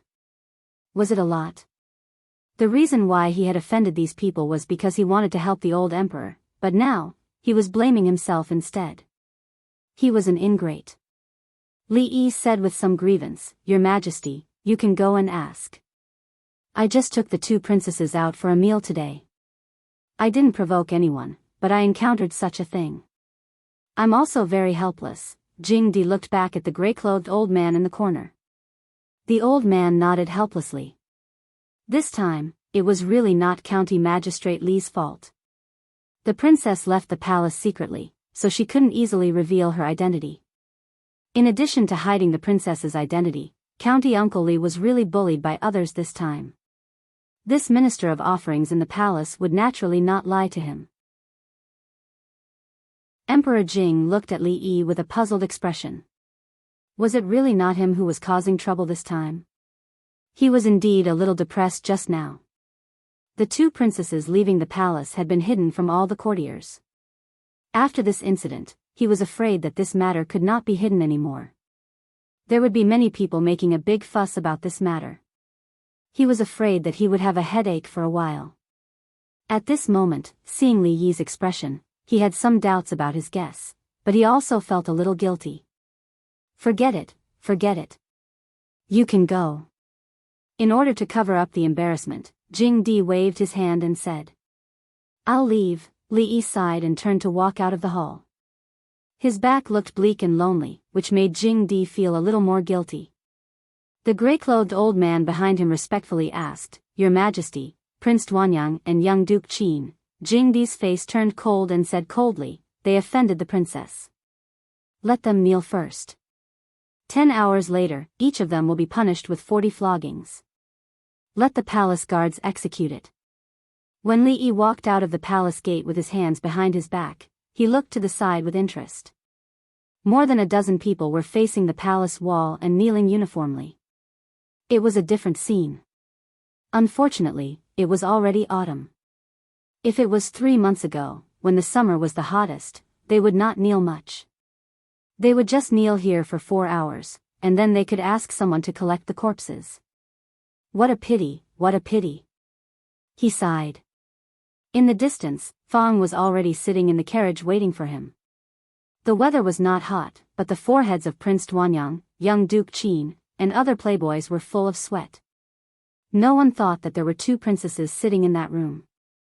If they had known, they would not have dared to use a knife in front of the little princess even if they had 10 more guts.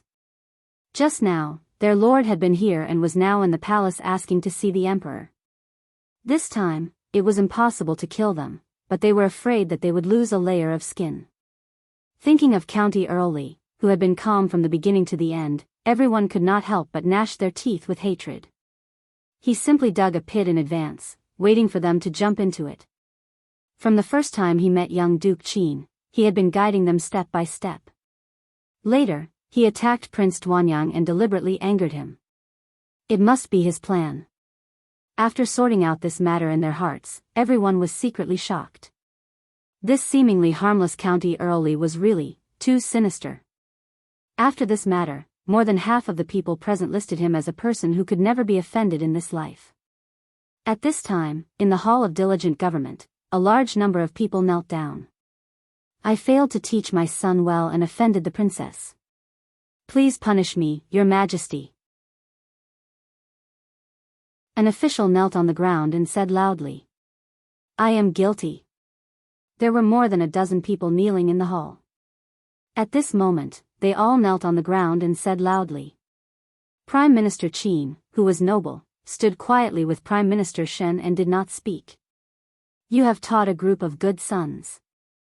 Emperor Jing glanced at the crowd and said coldly, flirting with good families, distorting black and white, threatening important officials of the imperial court with a knife, and frightening the two princesses.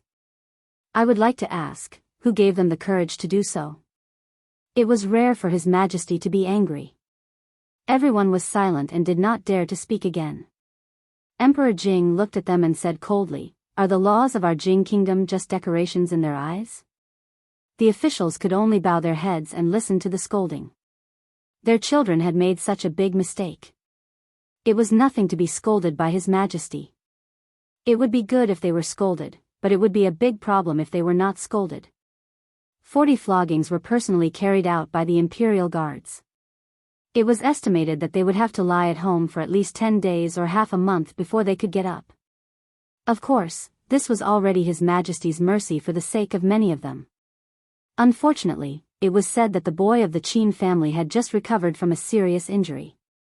If these 40 floggings were carried out, he would probably die. Of course, His Majesty Prime Minister Qin still had to take into account.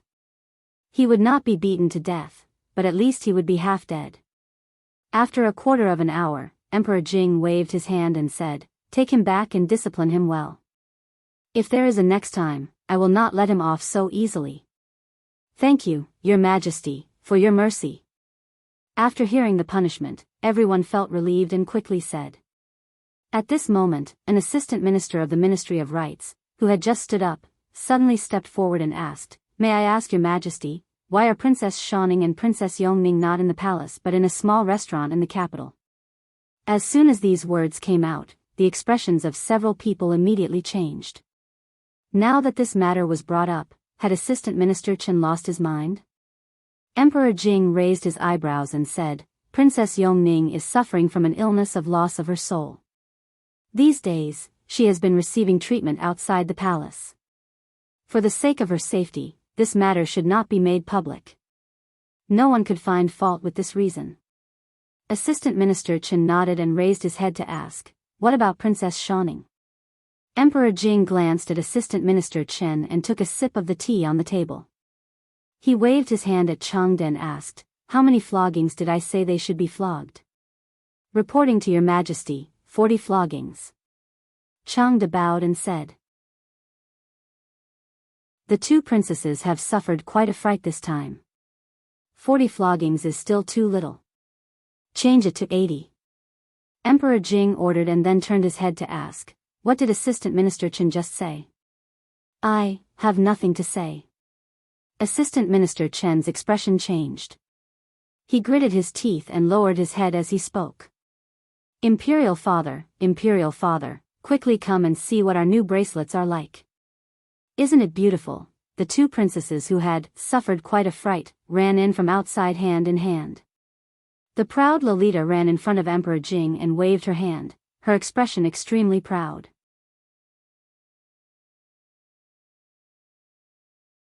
Chapter 542. Not long after, several courtiers walked out of the Hall of Diligent Government with their heads drooped. This time, because of his disappointing children, he was scolded by His Majesty, and his mood was extremely depressed. However, even if His Majesty did not punish them, they would still teach those boys a lesson. Rushing into the place where Her Royal Highness ate with a knife, they would say, You mother ** king want to rebel, even I don't dare to do that. As for why the two little princesses were in the restaurant in the capital, was it important? Everyone glared at Assistant Minister Chen vaguely.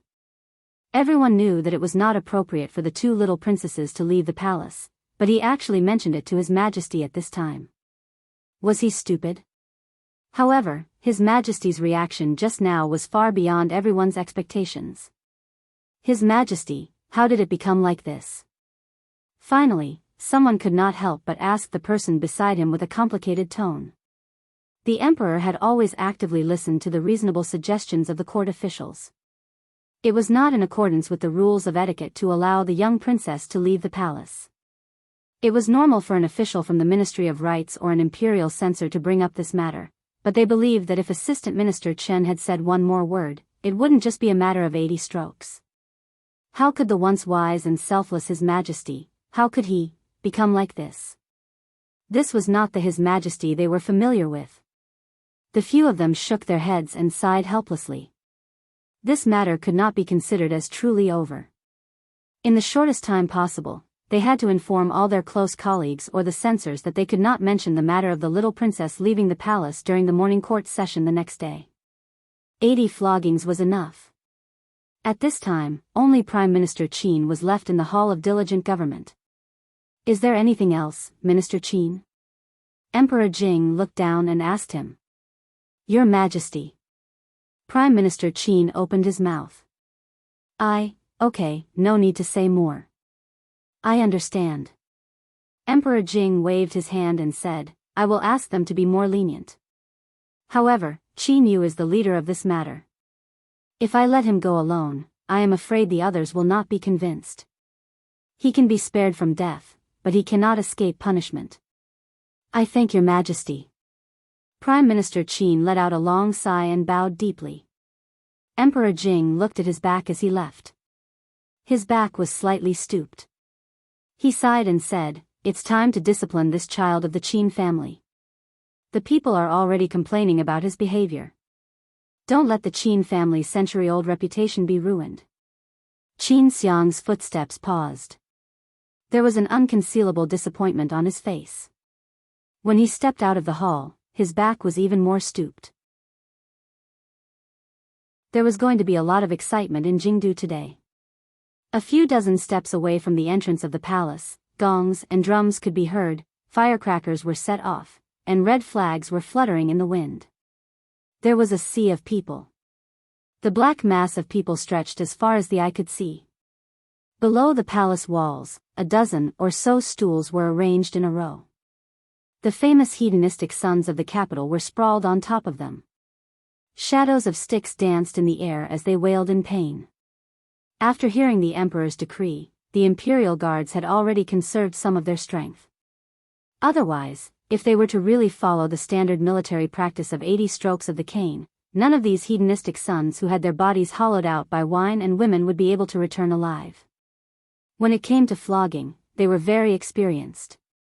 Whether it was on the buttocks or the back, regardless of whether there were no scars on the outside and dozens of strokes of the cane could still kill them, or whether it was a wretched appearance, but in reality, it was just a superficial wound. They could recuperate at home for half a month before being able to walk. These were all things that needed to be paid attention to. This time, it was naturally impossible to beat those hedonistic sons to death. However, the pain was so great that they would probably be unable to forget it for the rest of their lives. With every stroke of the cane, the cries became even more tragic. What is going on? Who are those people? You don't even know? The news has long spread in the capital. A dozen hedonistic sons of hedonistic sons have taken liberties with innocent people. They actually dared to take liberties with Her Royal Highness. Aren't they courting death? I already said that this group of people have done all kinds of bad things. Sooner or later, they will know who is stronger. They deserve it. The commoners liked to see this kind of excitement. Wasn't it fun to eat melon seeds of different flavors while listening to the screams? Naturally, there were also rows of carriages parked at the side.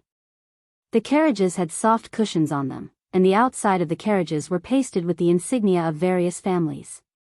They were all well-known figures in the capital. However, today, while their heads were still there, their faces were completely lost. My pitiful children, His Majesty is so cruel. He has already asked Imperial Consort Shui to plead for mercy on their behalf. Why is there still no movement from the palace? Listening to the screams outside, there were even sounds of sobbing, cursing, sighing, and the sound of eating melon seeds coming from within some of the carriages. Bah! Outside a carriage, a middle-aged man spat out the skin of a melon seed. He looked at the people under the palace wall who were being beaten with a cane. His face showed an expression of interest. Wu Er, do you think the red dates or the garlic flavor tastes better? A large man beside him scratched his head and said, Fifth master, I think the 5-spice flavor tastes better. The middle-aged man dragged out his voice. Seeing this, the large man immediately said, the garlic flavor. Of course, the garlic flavor tastes better. The middle-aged man threw the bag in his hand over and said, since the garlic flavor tastes better, these are all for you. The large man's face showed a bitter expression. He glanced around and his eyes suddenly lit up. He said, Fifth master, it seems that the beating is over. Should we go over and bring the little duke over?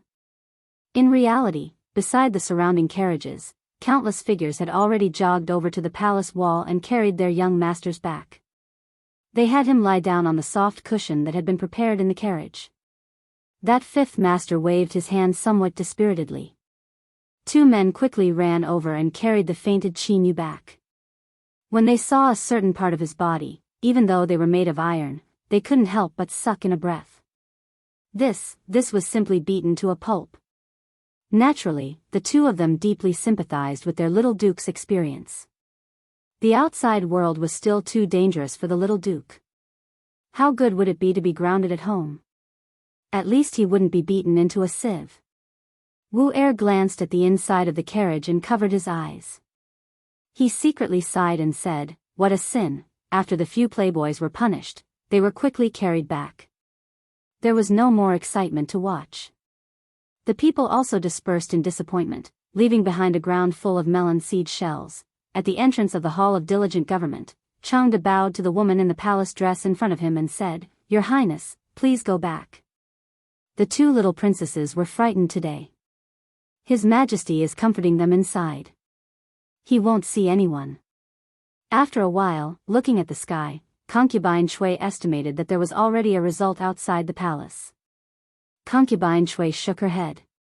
She was afraid that what her younger sister had asked of her could not be done. At this time, in the Hall of Diligent Government, the proud Lolita excitedly told Emperor Jing about what she had seen and heard these days. She danced with joy. Father, you don't know. Sir's rocking cart is very fun. And that uncle is very strong. Also, I went fishing with Sir. Those stinky fish actually don't eat candied haws. And I also have a rabbit that I keep at Sir's house. I want to see it in a few days. Emperor Jing held Yongning in his arms and touched Princess Shanning's head. He asked with a smile, You weren't frightened today, right? The proud Lolita shook her head and said angrily, I wasn't frightened. It's just that I haven't eaten enough. I said that I would go to Sir's house to eat braised prawns, sweet and sour carp, braised lion's head. Sir also said that he would take us out to barbecue tomorrow. Seeing that his daughter kept talking about Sir, Emperor Jing was depressed. What was so good about Li Yi? Why did his 2 daughters like him so much? At this moment, the proud Lolita seemed to think of something again. She mysteriously attached herself to Emperor Jing's ear and said, Father, in 2 years, can you issue a decree to betroth Shanning to Sir? The expression on Emperor Jing's face froze. After a while, outside the Hall of Diligent Government, Changde heard the movement coming from inside the hall. He looked back and shook his head slightly. It seemed that His Majesty was really angered by those playboys this time. Otherwise, how could he even use the word beast?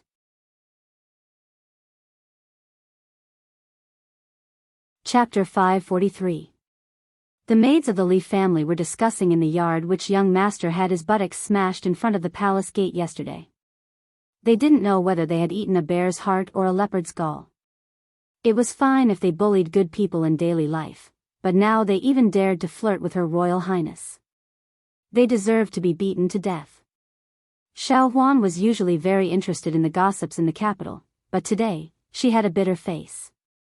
She had eaten too many melon seeds in the past 2 days, and her tongue was blistered and painful. In just a short while, she had already drunk 2 cups of fruit juice. Li Yi was a little bored in the past 2 days. The Heroes' Conference was approaching, and Mississippi Lu was a little busy. Many real martial arts masters also came, so he took Rui to hold the fort. It seemed that he was determined to win the position of the chief of the Wuling League. The two little princesses had actually run out of the palace. Although for some reason, the courtiers and censors seemed to have reached some sort of tacit agreement. No one made a big fuss about this matter. However, it was unlikely that Yong Ning and Shou Ning would be able to leave the palace in a short period of time. These bastards. There were still a few days before Yong Ning could return to the palace. Now they suffered a big loss. He had to find a chance to talk to the old emperor and see if he could make up for it. However, this matter had to be put off for a few days. These days, every time he thought of the old emperor, he would have an ominous premonition. It was better to see him less these days. Today, he had to go to Miss Zhang's place to see her. She must have been frightened by what happened yesterday. When he was about to go out, he met an unexpected person at the door.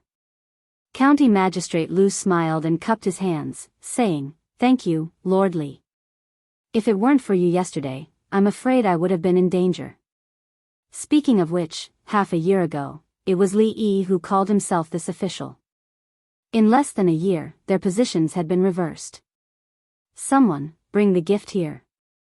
County Magistrate Lu waved his hand behind him, and then said to Li Yi, "It's just a small gift to show my respect." Although it was a meager gift, considering his family's wealth, it was considered a huge loss. Thinking back to yesterday's events, it was too dangerous. If it had been him who had led the bailiffs into the room, he would have ended up the same way as those foppish nobles. However, he did not have such a deep background in the capital, so the situation would have been even more serious. Li Yi's advice yesterday was no less than a life-saving grace to him. Two princesses. After receiving the exact news yesterday, he was really shocked and broke into a cold sweat. "We're all on the same side. Lord Lu, you're treating me like an outsider." Li Yi smiled and waved his hand. After he came to this world, he had spent the first few days in Qing and Prefecture. Thus, when he saw Lu Yi and County Magistrate Lu in Jingdo, he felt closer than other people. What's more, County Magistrate Lu's position as the capital magistrate was beneficial to him. County Magistrate Lu said hurriedly, "Etiquette is necessary." Since he said so, Li Yi naturally couldn't refuse. When the time came, he would tell Uncle Li to send someone to visit County Magistrate Lu's mansion. The standard of the gift would be the same as this one. Li Yi stretched out his hand and said with a smile, "Lord Lu, come in and have a seat." County Magistrate Lu could see that Li Yi was going out. Although he wanted to go in for a cup of tea and improve their relationship, he couldn't disturb him now. He cupped his hands and said, "I only want to thank you in person for your great kindness. I won't disturb you anymore, Lord Li." The guests who came to the Li family all had a good habit of only giving gifts but not entering the door. They didn't even invite them in, so they didn't even have to pay for a cup of tea. Li Yi couldn't help but start to think whether it was because the feng shui of this mansion was too good. County Magistrate Lu also left in a hurry without entering the door. Li Yi shook his head and called Fang, followed by a few guards of the Li family, to the direction of the capital. After being trained by second granduncle for a period of time, Fang's strength had improved by leaps and bounds. Even the carefully selected guards in the imperial palace couldn't withstand a single punch from him. The grey-robed old man beside Yong Ning had stayed here for 2 months. In the beginning, he could easily defeat Fang with a wave of his sleeve. Later, he would hide from him when he saw him. Later, according to him, if it was a life-and-death fight, he could take Fang's life within 30 moves. But if it was an ordinary fight, this old man wouldn't be able to withstand a few blows from him. His skills were getting better and better, but his character was getting more and more cowardly. A few days ago, he was discovered by his mother-in-law for hiding some money and was not allowed to enter the mansion for 2 days. He became the laughingstock of the mansion. Sitting in the carriage, Fang asked while driving, "Young master, are you going to Miss Zhang's place again?" Li Yi raised his eyebrows. "What do you mean by again?" Only then did Fang realize that he had asked the wrong question, so he corrected himself. "Young master, are you going back to Miss Zhang's place today?" Climbing into the carriage again, Fang sighed and leaned against the carriage. A rare trace of disappointment appeared on his face as he asked, "Young master, have you never thought of taking a concubine? Why, do you want to take Lil Hong back? Li Yi looked at him and asked. Fong shook his head and said, there's nothing between me and Lil Hong. Li Yi curled his lips. Perhaps even Fong himself didn't believe his own words. There was nothing. There was nothing about running to the jadeite courtyard every 2 or 3 days. There was nothing about hiding some money to buy gifts for her. If there was nothing, how could a rough man's mind become so delicate? Who was he trying to fool? Fong suddenly turned his head and looked at Li Yi, asking seriously, young master, have you never thought of taking Miss Sing back?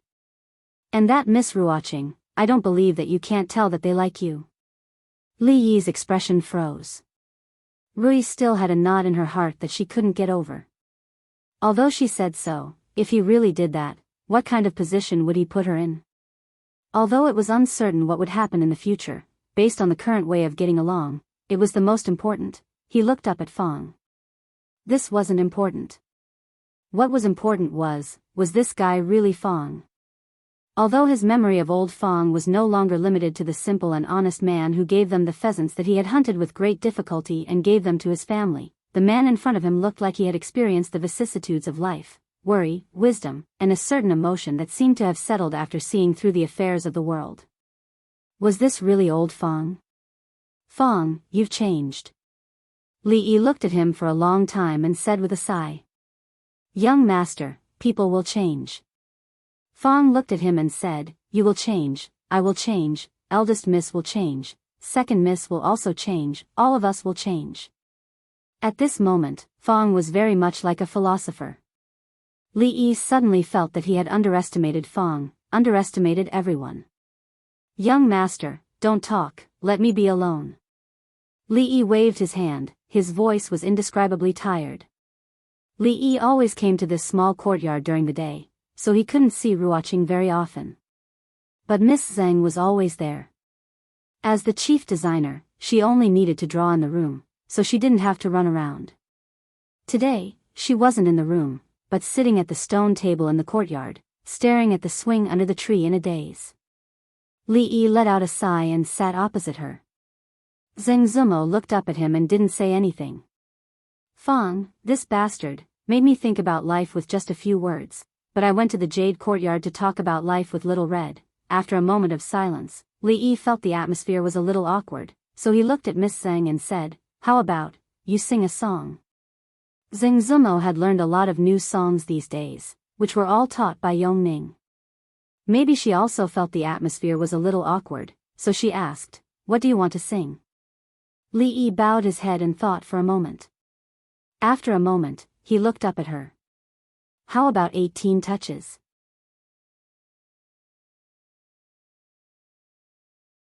Chapter 544. What did you say? Zheng Zumo looked up at Li Yi, her eyes flashing with a dangerous light. 18 what? 18 turns. Li Yi looked at her and asked doubtfully, haven't you heard of it? Let me sing a few lines for you. He cleared his throat, and there was an explosive sound. Yo, the descendant of the mountain, love the sun. Clang.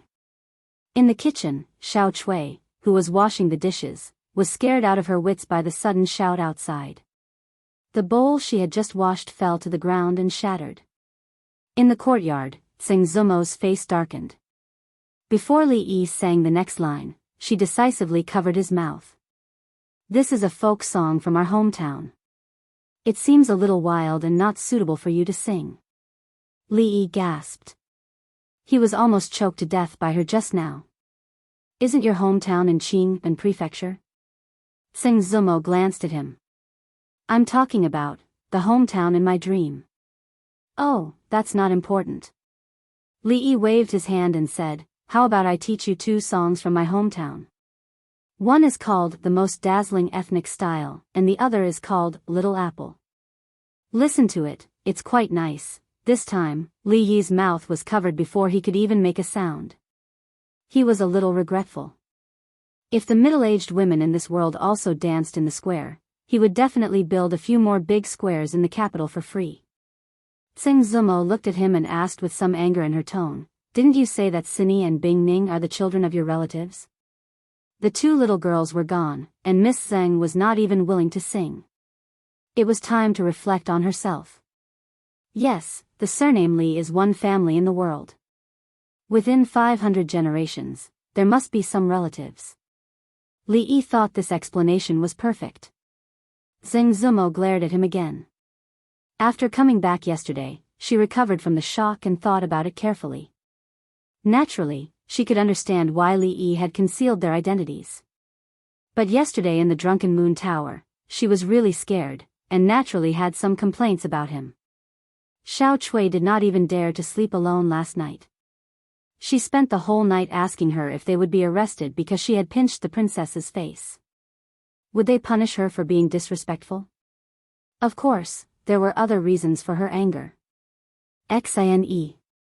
Princess Yongning's words had disturbed her for many days, but Xine didn't say anything, as if nothing had happened. In fact, she had been suppressing her anger recently. Li Yi waved his hand and said, "You don't have to worry.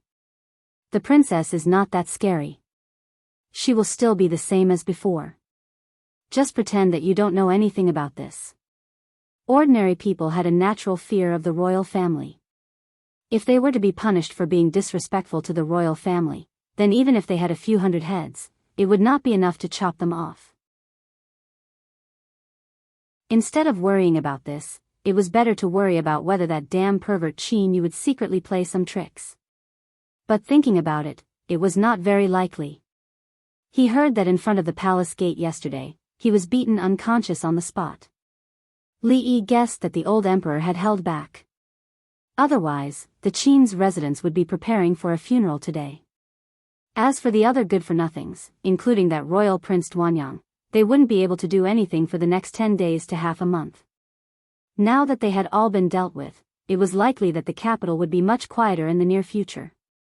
As one of the 3 heroes of the capital, he was still very competent and inadvertently did something practical for the common people. However, this kind of thing was hard to guarantee. Who knew what the bottom line of those bastards was? The security around the small courtyard still needed to be strengthened. The current situation was no longer the willow leaf stockade. Not to mention the subordinates of Mississippi Lu, just the number of experts recruited from the brothels was already uncountable. They spread out like a net in the capital.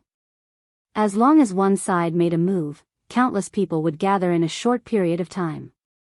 These things were all done by Lu Luo.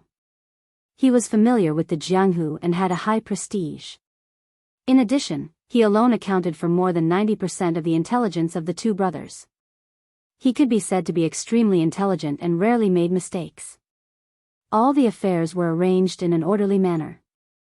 Many accidents or sudden incidents could also be handled with a strong hand. Mississippi Lu had never been convinced by anyone, and he was one of them. Otherwise, with Mississippi Lu managing the many matters of the hero ranking with passion, it would not take long for the whole thing to collapse. Don't rush to expand the shop. If there are smart people under you, you can train them in the direction of a shopkeeper or a manager. Of course, the foundation must be clean. Don't let Ruoqing run around all day. There is no end to the work, got it? Zheng Zumo waved her hand impatiently, as if she wanted to see him off. She was a little strange today. Li Yi counted the days and calculated a little, and he didn't find it strange anymore. He stood up and said, "Then I'll go back first." Zheng Zumo waved her hand again, stood up, and walked into the house. Li Yi sighed. When he walked out the door, Fong was already squatting beside him, waiting. Seeing Li Yi come out, he stood up. "Young master, don't talk." Li Yi hurriedly waved his hand, got into the carriage, and said, "Let's go around the city." At this time, it was still early before dark. Rui and the others would probably return in 2 to 4 hours. He would go to the brothel and some shops in the capital from time to time. At the door of a brothel in the city, when Li Yi got out of the carriage, another carriage happened to pass by. The elegant young man in the carriage was holding a thick book in his hand and reading it attentively. The carriage slowly drove through a few streets until there were fewer people on the street, and it stopped in front of a high door. The servant at the door was about to go forward to ask, but when he saw the sign on the carriage, his face froze. He immediately stepped forward respectfully and said, "Greetings, Your Highness." The young man got out of the carriage, waved his hand, and asked, "Is Prime Minister Qin in the residence?" "He just returned." The servant quickly said, "Your Highness, please." "Your Highness, have you been reading these days?" After a servant served tea, Prime Minister Qin looked at the king and asked. The king said with a smile, "In the past 2 months, I have been lying in bed with nothing to do, but I have read a lot. Now I am used to it, and I can't put it down for a while. It's good to read more." Prime Minister Qin nodded and said, "However, even if it's reading, you need to focus on something. Your Highness should learn more about the mind of an emperor and the way of governing a country. I will send someone to send a few books to you tomorrow." "Thank you, Prime Minister Qin." The king cupped his hands and thanked him. Prime Minister Qin's face showed a thoughtful expression. He paused and said, "I know that Your Highness has a grudge against the Earl of Cheng and County, Li. However, he is a talented man. If he is willing to assist you, he will definitely be your greatest help in the future. It's not a big deal to be young and impetuous. I was also young once. Those who achieve great things never care about trifles. I hope Your Highness can let bygones be bygones. As for the Earl of Cheng and County, I will fight for it for Your Highness. What do you think?" This was the second time that Prime Minister Qin had mentioned this to the King of Shu. After a moment of shock, the king's face lit up and he said, "In the past 2 months, I have been thinking about it and felt a lot of emotions. That's exactly what I wanted to do." "Thank you, Prime Minister Qin." Prime Minister Qin nodded and a hint of relief appeared on his face. The King of Shu suddenly changed the topic and asked, "I've heard about what happened yesterday. Brother Qin he didn't sleep last night and just fell asleep." Speaking of this matter, Prime Minister Qin's face showed disappointment and disappointment again. The King of Shu cupped his hands and said, "In that case, I won't bother you anymore. I'll visit you in 2 days. Your Highness, if you have nothing to do these days, you might as well pay a visit to the families of generals and other officials' mansions. After all, there are some things that even I don't have the right to do." "I understand." "Well, Prime Minister Qin, you don't have to see me out." At the gate of Qin's mansion, the King of Shu bowed to Prime Minister Qin again and turned to get on the carriage. "Fortune or misfortune, Your Highness has really grown up this time," Prime Minister Qin said softly and turned to step into the mansion. Inside the carriage, the King of Shu had a faint smile on his face. After a while, the smile on his face disappeared and a strange light flickered in his eyes. He asked, "Have you found out the details of those 2 women?" "Your Highness, I have." A voice came from outside the carriage. The King of Shu smiled again and unconsciously rubbed his fingers. He picked up a book beside him and read it attentively.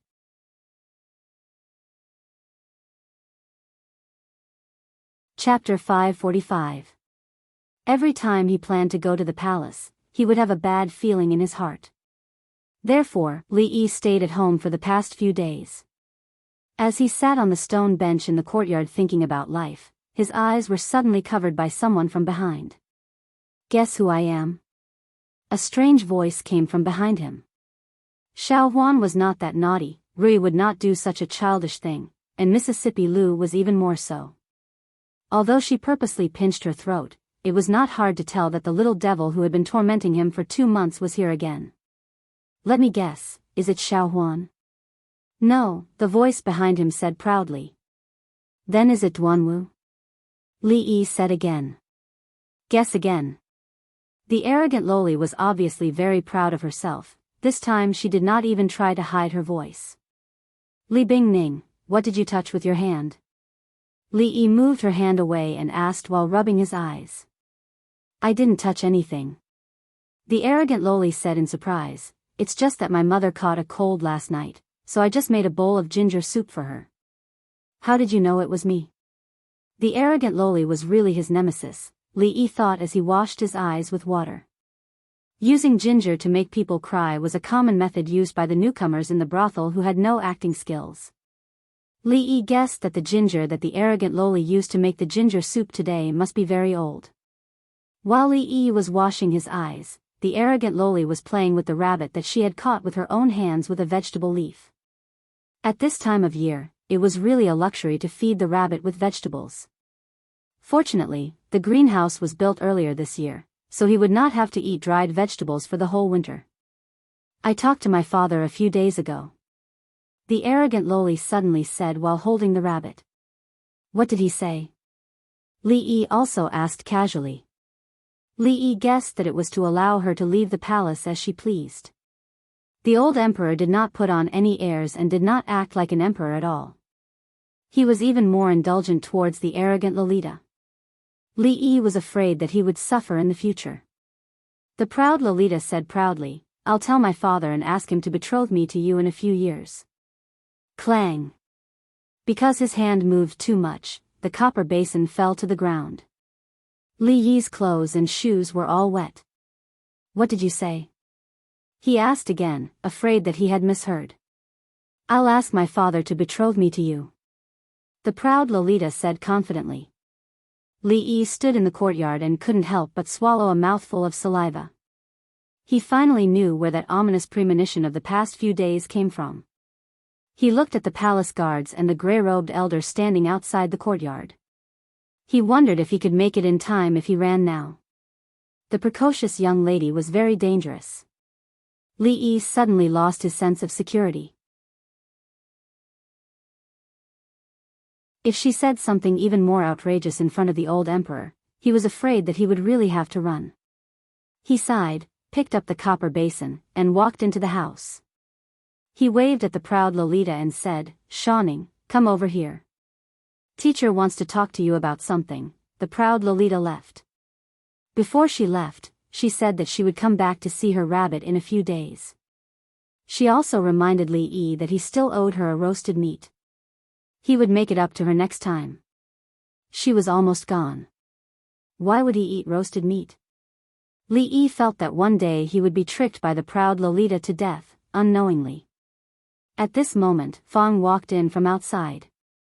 He looked at him and asked doubtfully, Young master, I just heard that someone is going to be betrothed to you. You can't be thinking of asking the emperor to help you, right? If you force it, I'm afraid that eldest miss won't agree. Fang. Li Yi looked at him and asked, Has anyone recently said that you talk a lot? No. Fang shook his head and looked at him. Little Red said that what I said recently was very reasonable. What do you think, young master? Li Yi looked at him and said seriously, From now on, you are not allowed to speak in front of me. Fang nodded and began to gesture something with his hands. What a mess. After a while, Li Yi waved his hand and asked, What do you want to say? Old Fang pointed at his mouth with an innocent look on his face. Li Yi took a deep breath and said, You can say something. Fang nodded and said, Something has happened at Miss Zheng and Miss Wan's place these days. What is it? Li Yi looked at him and asked. 1 second, 2 seconds, 10 seconds. What is it? Li Yi asked again. Fang pointed to his mouth again. Li Yi felt that his temper had become much better recently. He sighed and said, The few greenhouses in the farm are a bit busy these days. Why don't you come back to help? It's closer to home. Recently, there have been a lot of idlers around Miss Zheng and Miss Wan's place. Recently, a lot of idlers have been appearing around the place where Miss Zheng and Miss Wan live. They seem to be up to no good. I had some men catch a few of them, but they didn't get anything out of them. Later, some experts came. Fortunately, some of the men we sent out were quite strong. 2 of our men were injured. Yesterday, I stayed there for the whole afternoon, but I didn't meet anyone else. Young master, should we send some more men to guard the place? Lao Feng finished his words fluently in one breath. Sure enough, there were still people who didn't know what was good for them. Li Yi's face darkened slightly. He asked, How many of our people are on the heaven list now? Fang thought for a while and said, 12. Please send 2 people over. Send 10 more masters on the Earth list. Since Mississippi Lu established the Lu Alliance, the number of women on the heaven list suddenly increased. Those who received guidance from her were extremely respectful to her and Rui. Sometimes, Li Yi was also amazed that there were so many women in the world who were crazy about martial arts. Naturally, they didn't just practice martial arts. Sometimes, they would also have some tasks, most of which were related to the brothel. There should be no problem if the masters on the heaven list were to watch them for a while. As for Wan Ruoqing's travel, there was no need to worry at all. As the head of the brothel, she had extraordinary security around her. If they were just ruffians, it would be fine. If someone really went crazy and invited powerful people, it would be guaranteed that nothing would go wrong. It didn't matter who it was for the time being. Anyway, there were only a few people. According to the current situation, they would get revenge sooner or later. As for now, it was all on the King of Shu. By the way, young master, there's one more thing. As if thinking of something, Fang took out a piece of paper from his sleeve and said, I almost forgot. Someone just sent this, saying that it's from Qin's mansion. Qin's mansion? Li Yi took the paper from him and opened it. After reading it, a look of surprise appeared on his face. He read it again, and the expression on his face was somewhat indescribable. Prime Minister Qin? Why would Prime Minister Qin invite him over? Were they familiar? Was it a trap? Speaking of which, he was indeed not a stranger. Not only did he have a grudge against Qin Yu, but he had also ruined many things for Prime Minister Qin and the King of Shu. It couldn't be said that their hatred was as deep as the sea, but there was still a lot of hatred between them. As a result, the content of this piece of paper was somewhat thought-provoking. It's just 2 women, and you still haven't settled them. What do I want you for? The King of Shu looked at the people below and asked lightly. A young man said in fear and trepidation, Your Highness, it's really because there's an expert beside that woman. We can't get close to her. 2 of those idlers had their legs broken, and the experts in the king's mansion also encountered a strong enemy. Their chances of winning were not high, so they had no choice but to retreat. I'll give you another half a month. If you still can't do what I told you, then don't come back. Leave. The King of Shu glanced at them, waved his hand, and said impatiently. The few people hurriedly retreated as if they had been granted amnesty. The King of Shu looked at a name on the paper in his hand and clenched his fist. The paper was immediately crumpled into a ball. The humiliation that day, I will definitely return it 100 times over.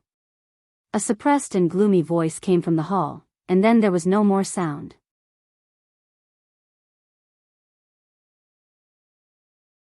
Chapter 546. Sitting in the carriage, Fang said worriedly, Young master, that Qin guy is not a good person. Do we really have to go? What if he brings people to ambush us inside? Won't we be too few? Sitting in the carriage, Li Yi didn't know why Prime Minister Qin invited him to Qin's mansion. Whether it was a trap or some other purpose, he had to go and have a look after receiving the invitation from the Prime Minister. And Prime Minister Qin invited him so openly, so he didn't have to worry about his safety. If something really happened, he would be the one with a bigger headache. In case of any accidents, he originally wanted to let Mississippi Lu accompany him, but she was really busy recently, and Rui's identity was not very suitable. After thinking about it, he brought Fang. The carriage stopped in front of Qin's mansion. Li Yi got off, waved his hand and said, Okay, find a place outside and wait. Nothing will happen. A servant of Qin's mansion had already come over and asked respectfully, Are you Mr. Li? Li Yi handed over the invitation in his hand. After the servant saw it, he immediately said, Mr. Li, please. Master is waiting for you inside. The attitude of the servant of Qin's mansion made Li Yi feel a little surprised. It seemed that today was not like what he had imagined. It did not seem to be a punitive expedition against him. After all, he had a deep grudge with the heir to the Qin family. A few days ago, he accidentally cheated him a little. It was reasonable for the Qin family to make trouble for him because of these things. Fong and several guards sat under a big tree opposite, glancing at Qin's mansion from time to time. Led by the servant, Li Yi walked through Qin's mansion and looked around. Qin's mansion was not like what he had imagined. Although it was still beyond the reach of ordinary people in terms of scale and other aspects, it was still a little simple for the Prime Minister who was above tens of thousands of people. There were not many maidservants on the way. They were just quietly working, looking a little lifeless. They were not like the maidservants in his family. Although they did a lot of work, they chattered all day and did not look like maidservants. They were the only ones in the capital. Brother Lu's words are too biased. Who said that women enjoy leisure? Men go to war at the border while women weave at home. They farm during the day and spin cotton at night. They work hard day and night, a voice came from the front. He didn't expect that there would be people in the Qin manor who liked to listen to dramas. It was actually Hua Mulan. Li Yi saw a middle-aged man who looked familiar walking over from the front. He was humming a part of the song and it was all in tune. It was not until he saw the man coming from behind that he saw him that Yi. The man saw Li Yi and was stunned. Then, his expression quickly returned to normal. He followed behind the middle-aged man and passed by Li Yi. The middle-aged man took a few steps and suddenly turned around. He pointed at Li Yi and asked the servant, "Who is this? Why have I never seen him before?" The servant hurriedly replied, "Fifth Master, this is Li Yi, County Uncle Li. He is Master's guest. Master is still waiting, so we'll go over first." The fifth master of the Qin clan was stunned. The old master that the servant mentioned was naturally his father. However, there were many guests in the house, but almost all of them took the initiative to visit. With his father's status, it was naturally impossible for him to visit others. However, there were very few people that he personally invited. He was confused for a moment and then realized something else. Li Yi, County Uncle Li? He was stunned for a moment and looked at the man uncertainly. He asked, "Did he just say Li Yi, County Uncle Li?" The man nodded and said, "That's right. Let's go back and have a look." With an excited smile on his face, Fifth Master turned around and walked in the direction where he came from. "Fifth Master, aren't you going to watch the play today?" The man asked doubtfully. "Why? There are ready-made plays at home. By the way, is the King of Shu in the young master's room now?" "Oh, not bad. The house is lively today." Seeing Fifth Master striding forward, the man scratched his head with a trace of doubt on his face. Then, he shook his head and quickly followed Fifth Master. The Qin's mansion did not seem to be very big. At least, it was much smaller than Li Xian's mansion. Li Yi estimated that after 3 or 5 minutes, the servant took him to a hall. He walked in and said, "Master, County Uncle Li is here." The servant was also surprised at this time. Usually, when guests came to the mansion, they were the ones waiting for the master. Even the King of Shu was no exception. Today's situation was extremely rare. Li Yi walked in and saw a white-haired old man sitting on the main seat. He was wearing a plain Confucian robe and looked exactly the same as Prime Minister Qin that Li Yi usually saw. "Greetings, Prime Minister Qin." Even though the few times he met Prime Minister Qin could not be called harmonious, the necessary etiquette could not be omitted. The reason why he called himself junior, instead of subordinate, was that the college was directly under the jurisdiction of the old emperor. Even the Prime Minister had no right to intervene. In fact, he did not have a superior and subordinate relationship with the officials of the court. "Sit." Prime Minister Qin stretched out his hand and said straightforwardly. There was a short table between the 2 chairs. Li Yi could not sit on the lower seat and shout while talking. After glancing at Prime Minister Qin, he sat on the other chair. "You must be very surprised that I invited you here today, right?" Prime Minister Qin looked at Li Yi and spoke straightforwardly. "It is indeed a little surprising." Li Yi nodded and said, "Serve the tea." Prime Minister Qin gave a rare smile. He did not seem to be in a hurry to get to the main topic. After waving to the door, a servant from the Qin residence walked in. This tea originated in Songzhou and was given by His Majesty. It is the best of the tributes and cannot be tasted normally. Prime Minister Qin was actually in the mood to introduce tea, which made Li Yi even more puzzled. He did not know what medicine the Prime Minister was selling. However, he was not in a hurry. He smiled and said, "In that case, I will be in luck today." The servant girl who poured the tea carefully handed a cup of tea to Prime Minister Qin and the other to Li Yi. Her hands were trembling slightly, causing the lid and the cup to collide with each other, making clanking sounds. Seeing this, Li Yi immediately became vigilant. It was just pouring tea, but she was so scared. Could it be that the tea was poisoned? He looked up at the servant and found that her face was covered with a thin veil. Could it be a masked assassin?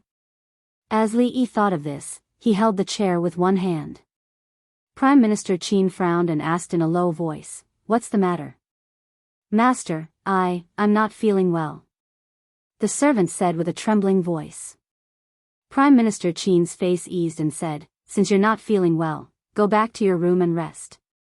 Tell the housekeeper to get someone else." At this time, Li Yi's face had calmed down. He stood up and said with a smile, "I'm really sorry, I suddenly have to go to the toilet. I don't know, in the current situation, it was not appropriate to say that directly." Prime Minister Qin had already picked up the teacup, but he put it down and said, "People have to go to the toilet, it doesn't matter." Then he looked at the servant and said, "You take Uncle Li to the toilet first." Li Yi smiled apologetically and walked out slowly. The servant put down the tray and walked out behind him. She clenched her fists. Under the thin veil, her expression was indescribable.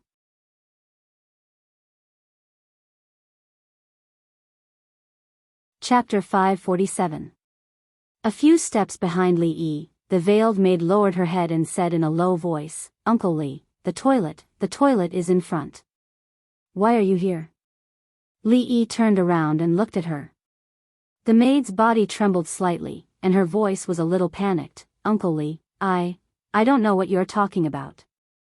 I mean, why are you in the capital and in Prime Minister Qin's mansion?" Li Yi stared at her and asked, "Lu Mei, where are your parents?" The maid's body trembled again, but she also knew that she couldn't hide her identity. She slowly took off her veil, and it could be seen that she was pretty, but the scar on her face was extremely eye-catching. And her appearance was not strange to Li Yi. "Dead, all dead." She looked complicated and said in a sad voice, "On the way to the capital, I encountered bandits, and my parents died. I was saved by a passing caravan. Later, I had no choice but to stay here because the steward of Qin's mansion pitied me." Li Yi looked at the woman in front of him. She was young, but her face was full of vicissitudes. He couldn't connect her with the arrogant girl in Willow Leaf Village a year ago. If he remembered correctly, this girl named Lu Mei should be the daughter of Rui's third uncle.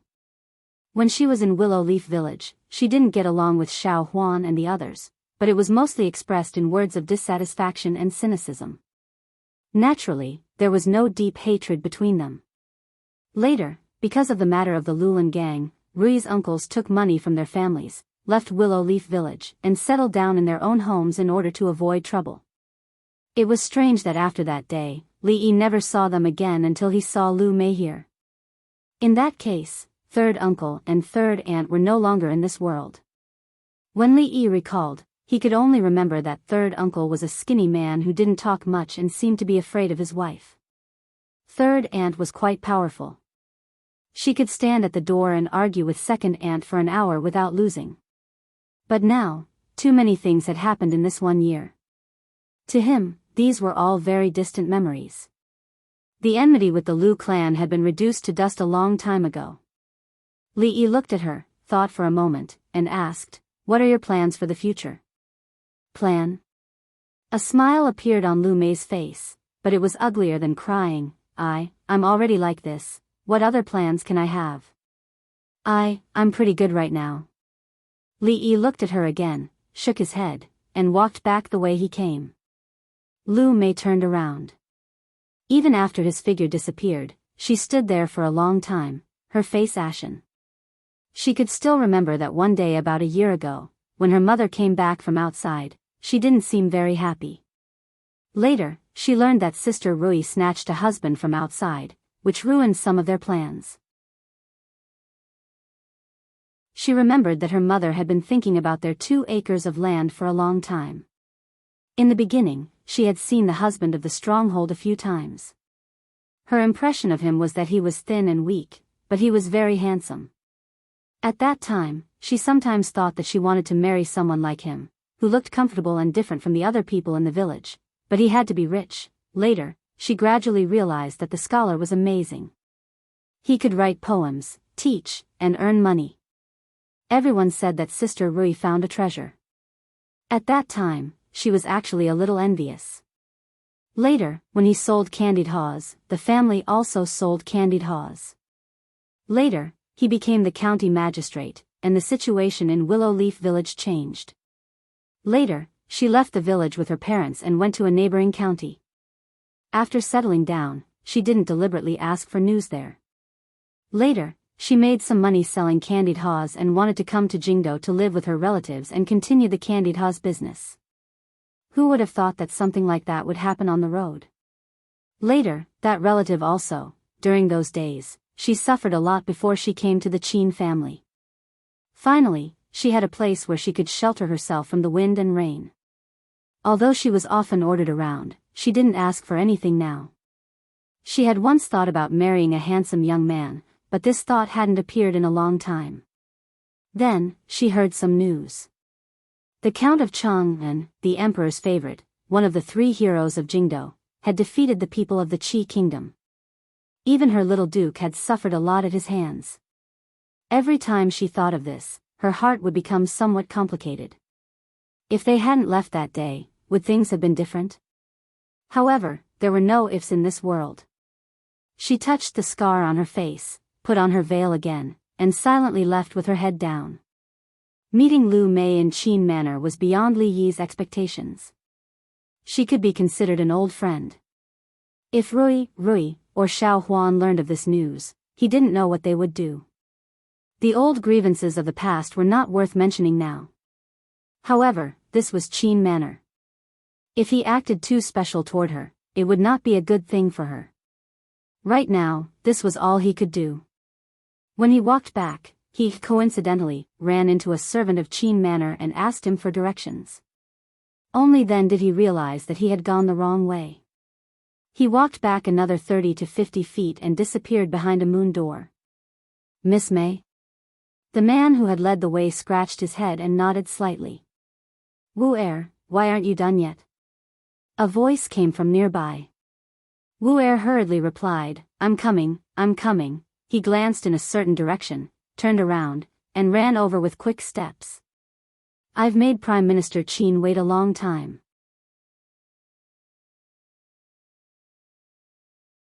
Li Yi walked into the hall and raised his hands in a salute. "No problem." Prime Minister Qin waved his hand and didn't seem to mind at all. He said, "The tea might be getting cold. I'll have someone make another cup." Li Yi waved his hand and said, "No need to trouble yourself. I don't usually drink tea." He rarely drank tea. As for the tea of Qin Manor, he couldn't drink it. Who knew if there was something else added to it? He wasn't measuring the heart of a gentleman with his own mean measure. Perhaps Prime Minister Qin couldn't do such a thing, but some people could. "What's the matter, Prime Minister Qin?" After Li Yi sat down again, he asked directly. Prime Minister Qin took a sip of tea unhurriedly and asked casually, "Mr. Li is a rare young talent in our Jing kingdom. What do you think of the recent political affairs?" Li Yi was stunned for a moment. Then he shook his head and said, "I haven't seen it. I've never been to the court." Prime Minister Qin's hand, which was putting down the teacup, froze slightly. In fact, he wanted to recruit Li Yi today. From his observation in the past few months, Li Yi could really be called the first person among the young generation in the Jing kingdom. He was favored by the emperor and was highly valued by the emperor. Besides, he had a close relationship with the prince of Prince Ning, Li Xian. Prince Ning's influence in the court couldn't be underestimated. What's more, Prince Li Xian had the support of the Wang family and other big families. If he could make Prince Li Xian be loyal to the Prince of Shu, he wouldn't have to worry about it. Of course, this kind of thing couldn't be said clearly. He did want to say a few words in a roundabout way, but Mr. Li's first sentence ended the conversation. He was not prepared for it and his thoughts were disrupted. At this moment, he didn't know how to continue asking.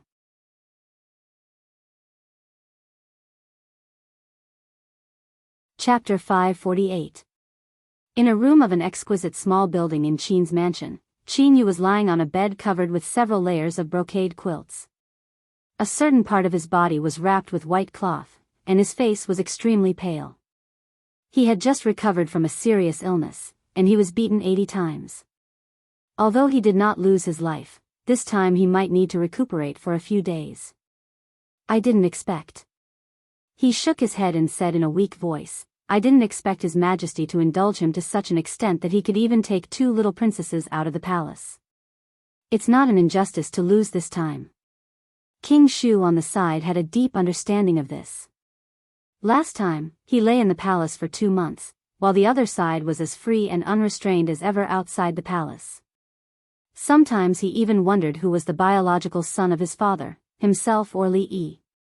He had been like this since he was a child. Not to mention Mingzu, he even treated that damn Li Xian much better than he did. He felt that he had a fake father. These days, for the first time, he realized that the high position did not seem to be so easy to get. This kind of thought had never appeared before. King Shu shook his head and said, These days, you'd better rest at home. This time, there are many of you. If you were alone, it would not be as simple as dozens of floggings. That matter, is that it? Qin Yu suddenly said without rhyme or reason. King Shu knew what he was referring to. He shook his head helplessly again and said, What else can I do? Intermittent hysteria, madness, I can only admit that I'm unlucky. Yes. Qin Yu sighed and said, I can only admit that I'm unlucky.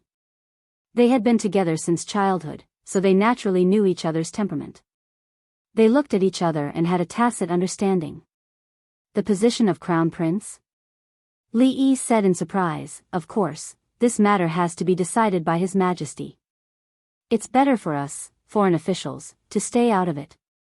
It wasn't easy to bring the topic to the main point. Qin Xiang thought that his meaning had been expressed very clearly. However, Li Xianhua had been avoiding the topic and never responded to it directly. He didn't know how many times he had the impulse to serve tea and send off his guest. After saying so much, Qin Xiang's throat was a little dry. He picked up the teacup and took a sip. Li Yi stood up from his seat, cupped his hands and said, If that's the case, this junior will take his leave. Why? Is there something urgent in Uncle Li's family? Prime Minister Qin was stunned. He didn't know why Li Mu would do this. Li Yi looked at him in surprise and asked, Hasn't Prime Minister Qin already served tea to see the guests off? The current him was no longer the newbie who had just arrived here. The ancient people liked to beat around the bush when they spoke and did things. Serving tea meant sending the guest off. He was not as blind as Li Xian. This old man is just thirsty. Prime Minister Qin didn't realize that his actions would cause a misunderstanding. He said, I won't beat around the bush. I know that you have a grudge against the King of Shu. I only have one question. If your Highness is willing to let go of the grudge, can County Uncle Li let bygones be bygones? The King of Shu will inherit the throne in the future. You should be clear about the pros and cons. He would never be so straightforward when he talked to people.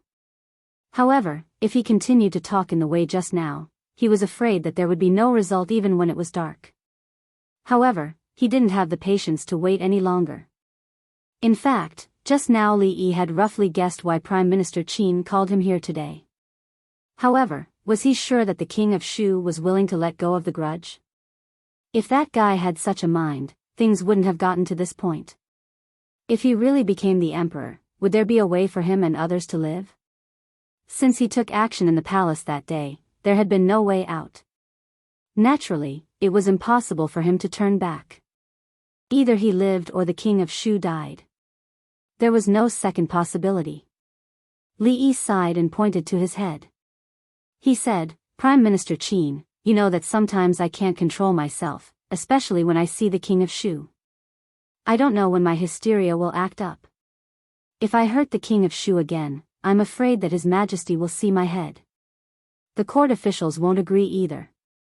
It's not good for anyone." In fact, until now, Prime Minister Qin still didn't know whether the intermittent hysteria was real or not.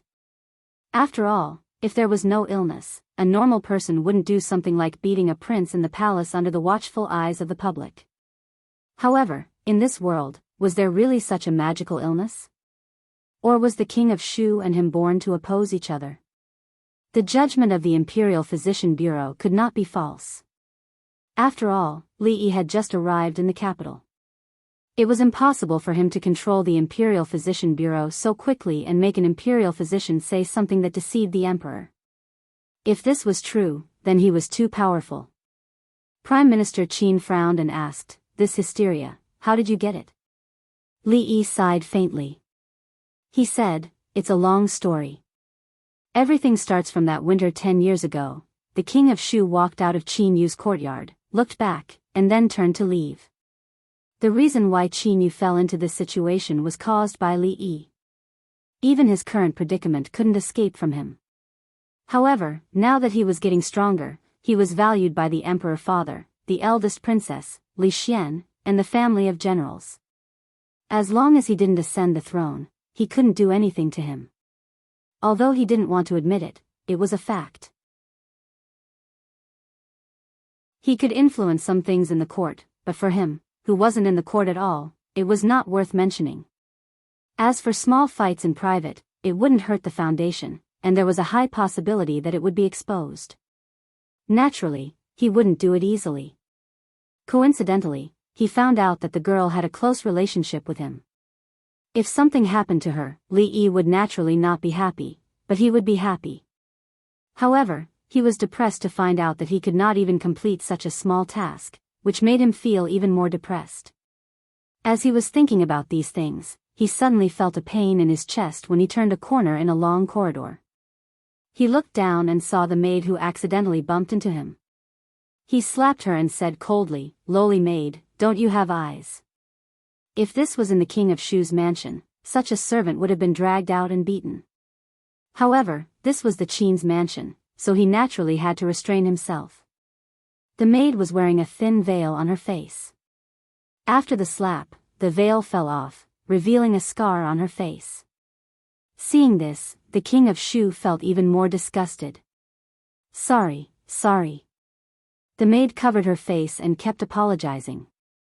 In a pavilion not far away, the Qin family's fifth master shook his head in disappointment. What a coincidence, what a coincidence. There's no fun to watch now. Just as he finished speaking, he saw a young figure walk out of the hall. After a moment of shock, a look of excitement appeared on his face. He grabbed a handful of melon seeds peeled by a maid and put them in his mouth, staring in a certain direction. Get lost. The king of Shu scolded the maid coldly and walked past her. Suddenly, he felt something and turned his head to look, meeting with another pair of eyes. This was a big surprise. Looking at that gaze, the king of Shu immediately thought of some unhappy things. He couldn't help but take a few steps back, but he didn't notice the steps behind him. He stepped on air, and the sharp pain from his ankle made his expression a little hideous. At the same time, he lost his balance and fell into the lotus pond at the side. Save me, save me. In just a few breaths of time, the Qin manor was filled with the sounds of chickens flying and dogs jumping. Countless panicked figures began to madly rush towards the pool. Li Yi and Lu Mei looked at each other with innocent expressions on their faces. This time, they really couldn't blame him. He was also very surprised to meet the king of Shu here. He just glanced at him, and then the king of Shu jumped into the pond. Could this be the legendary king's aura? Not far away, the Qin family's fifth master widened his eyes, and melon seeds sprayed out from his nose. He didn't expect the king of Shu to be so afraid of County Uncle Li that he jumped into the pond in fear from a distance of several feet. it was said that the king of Shu was a good-for-nothing. Today, he saw that the rumors were true.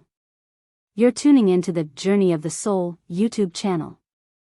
Don't forget to subscribe and join us on this journey to catch the most captivating stories.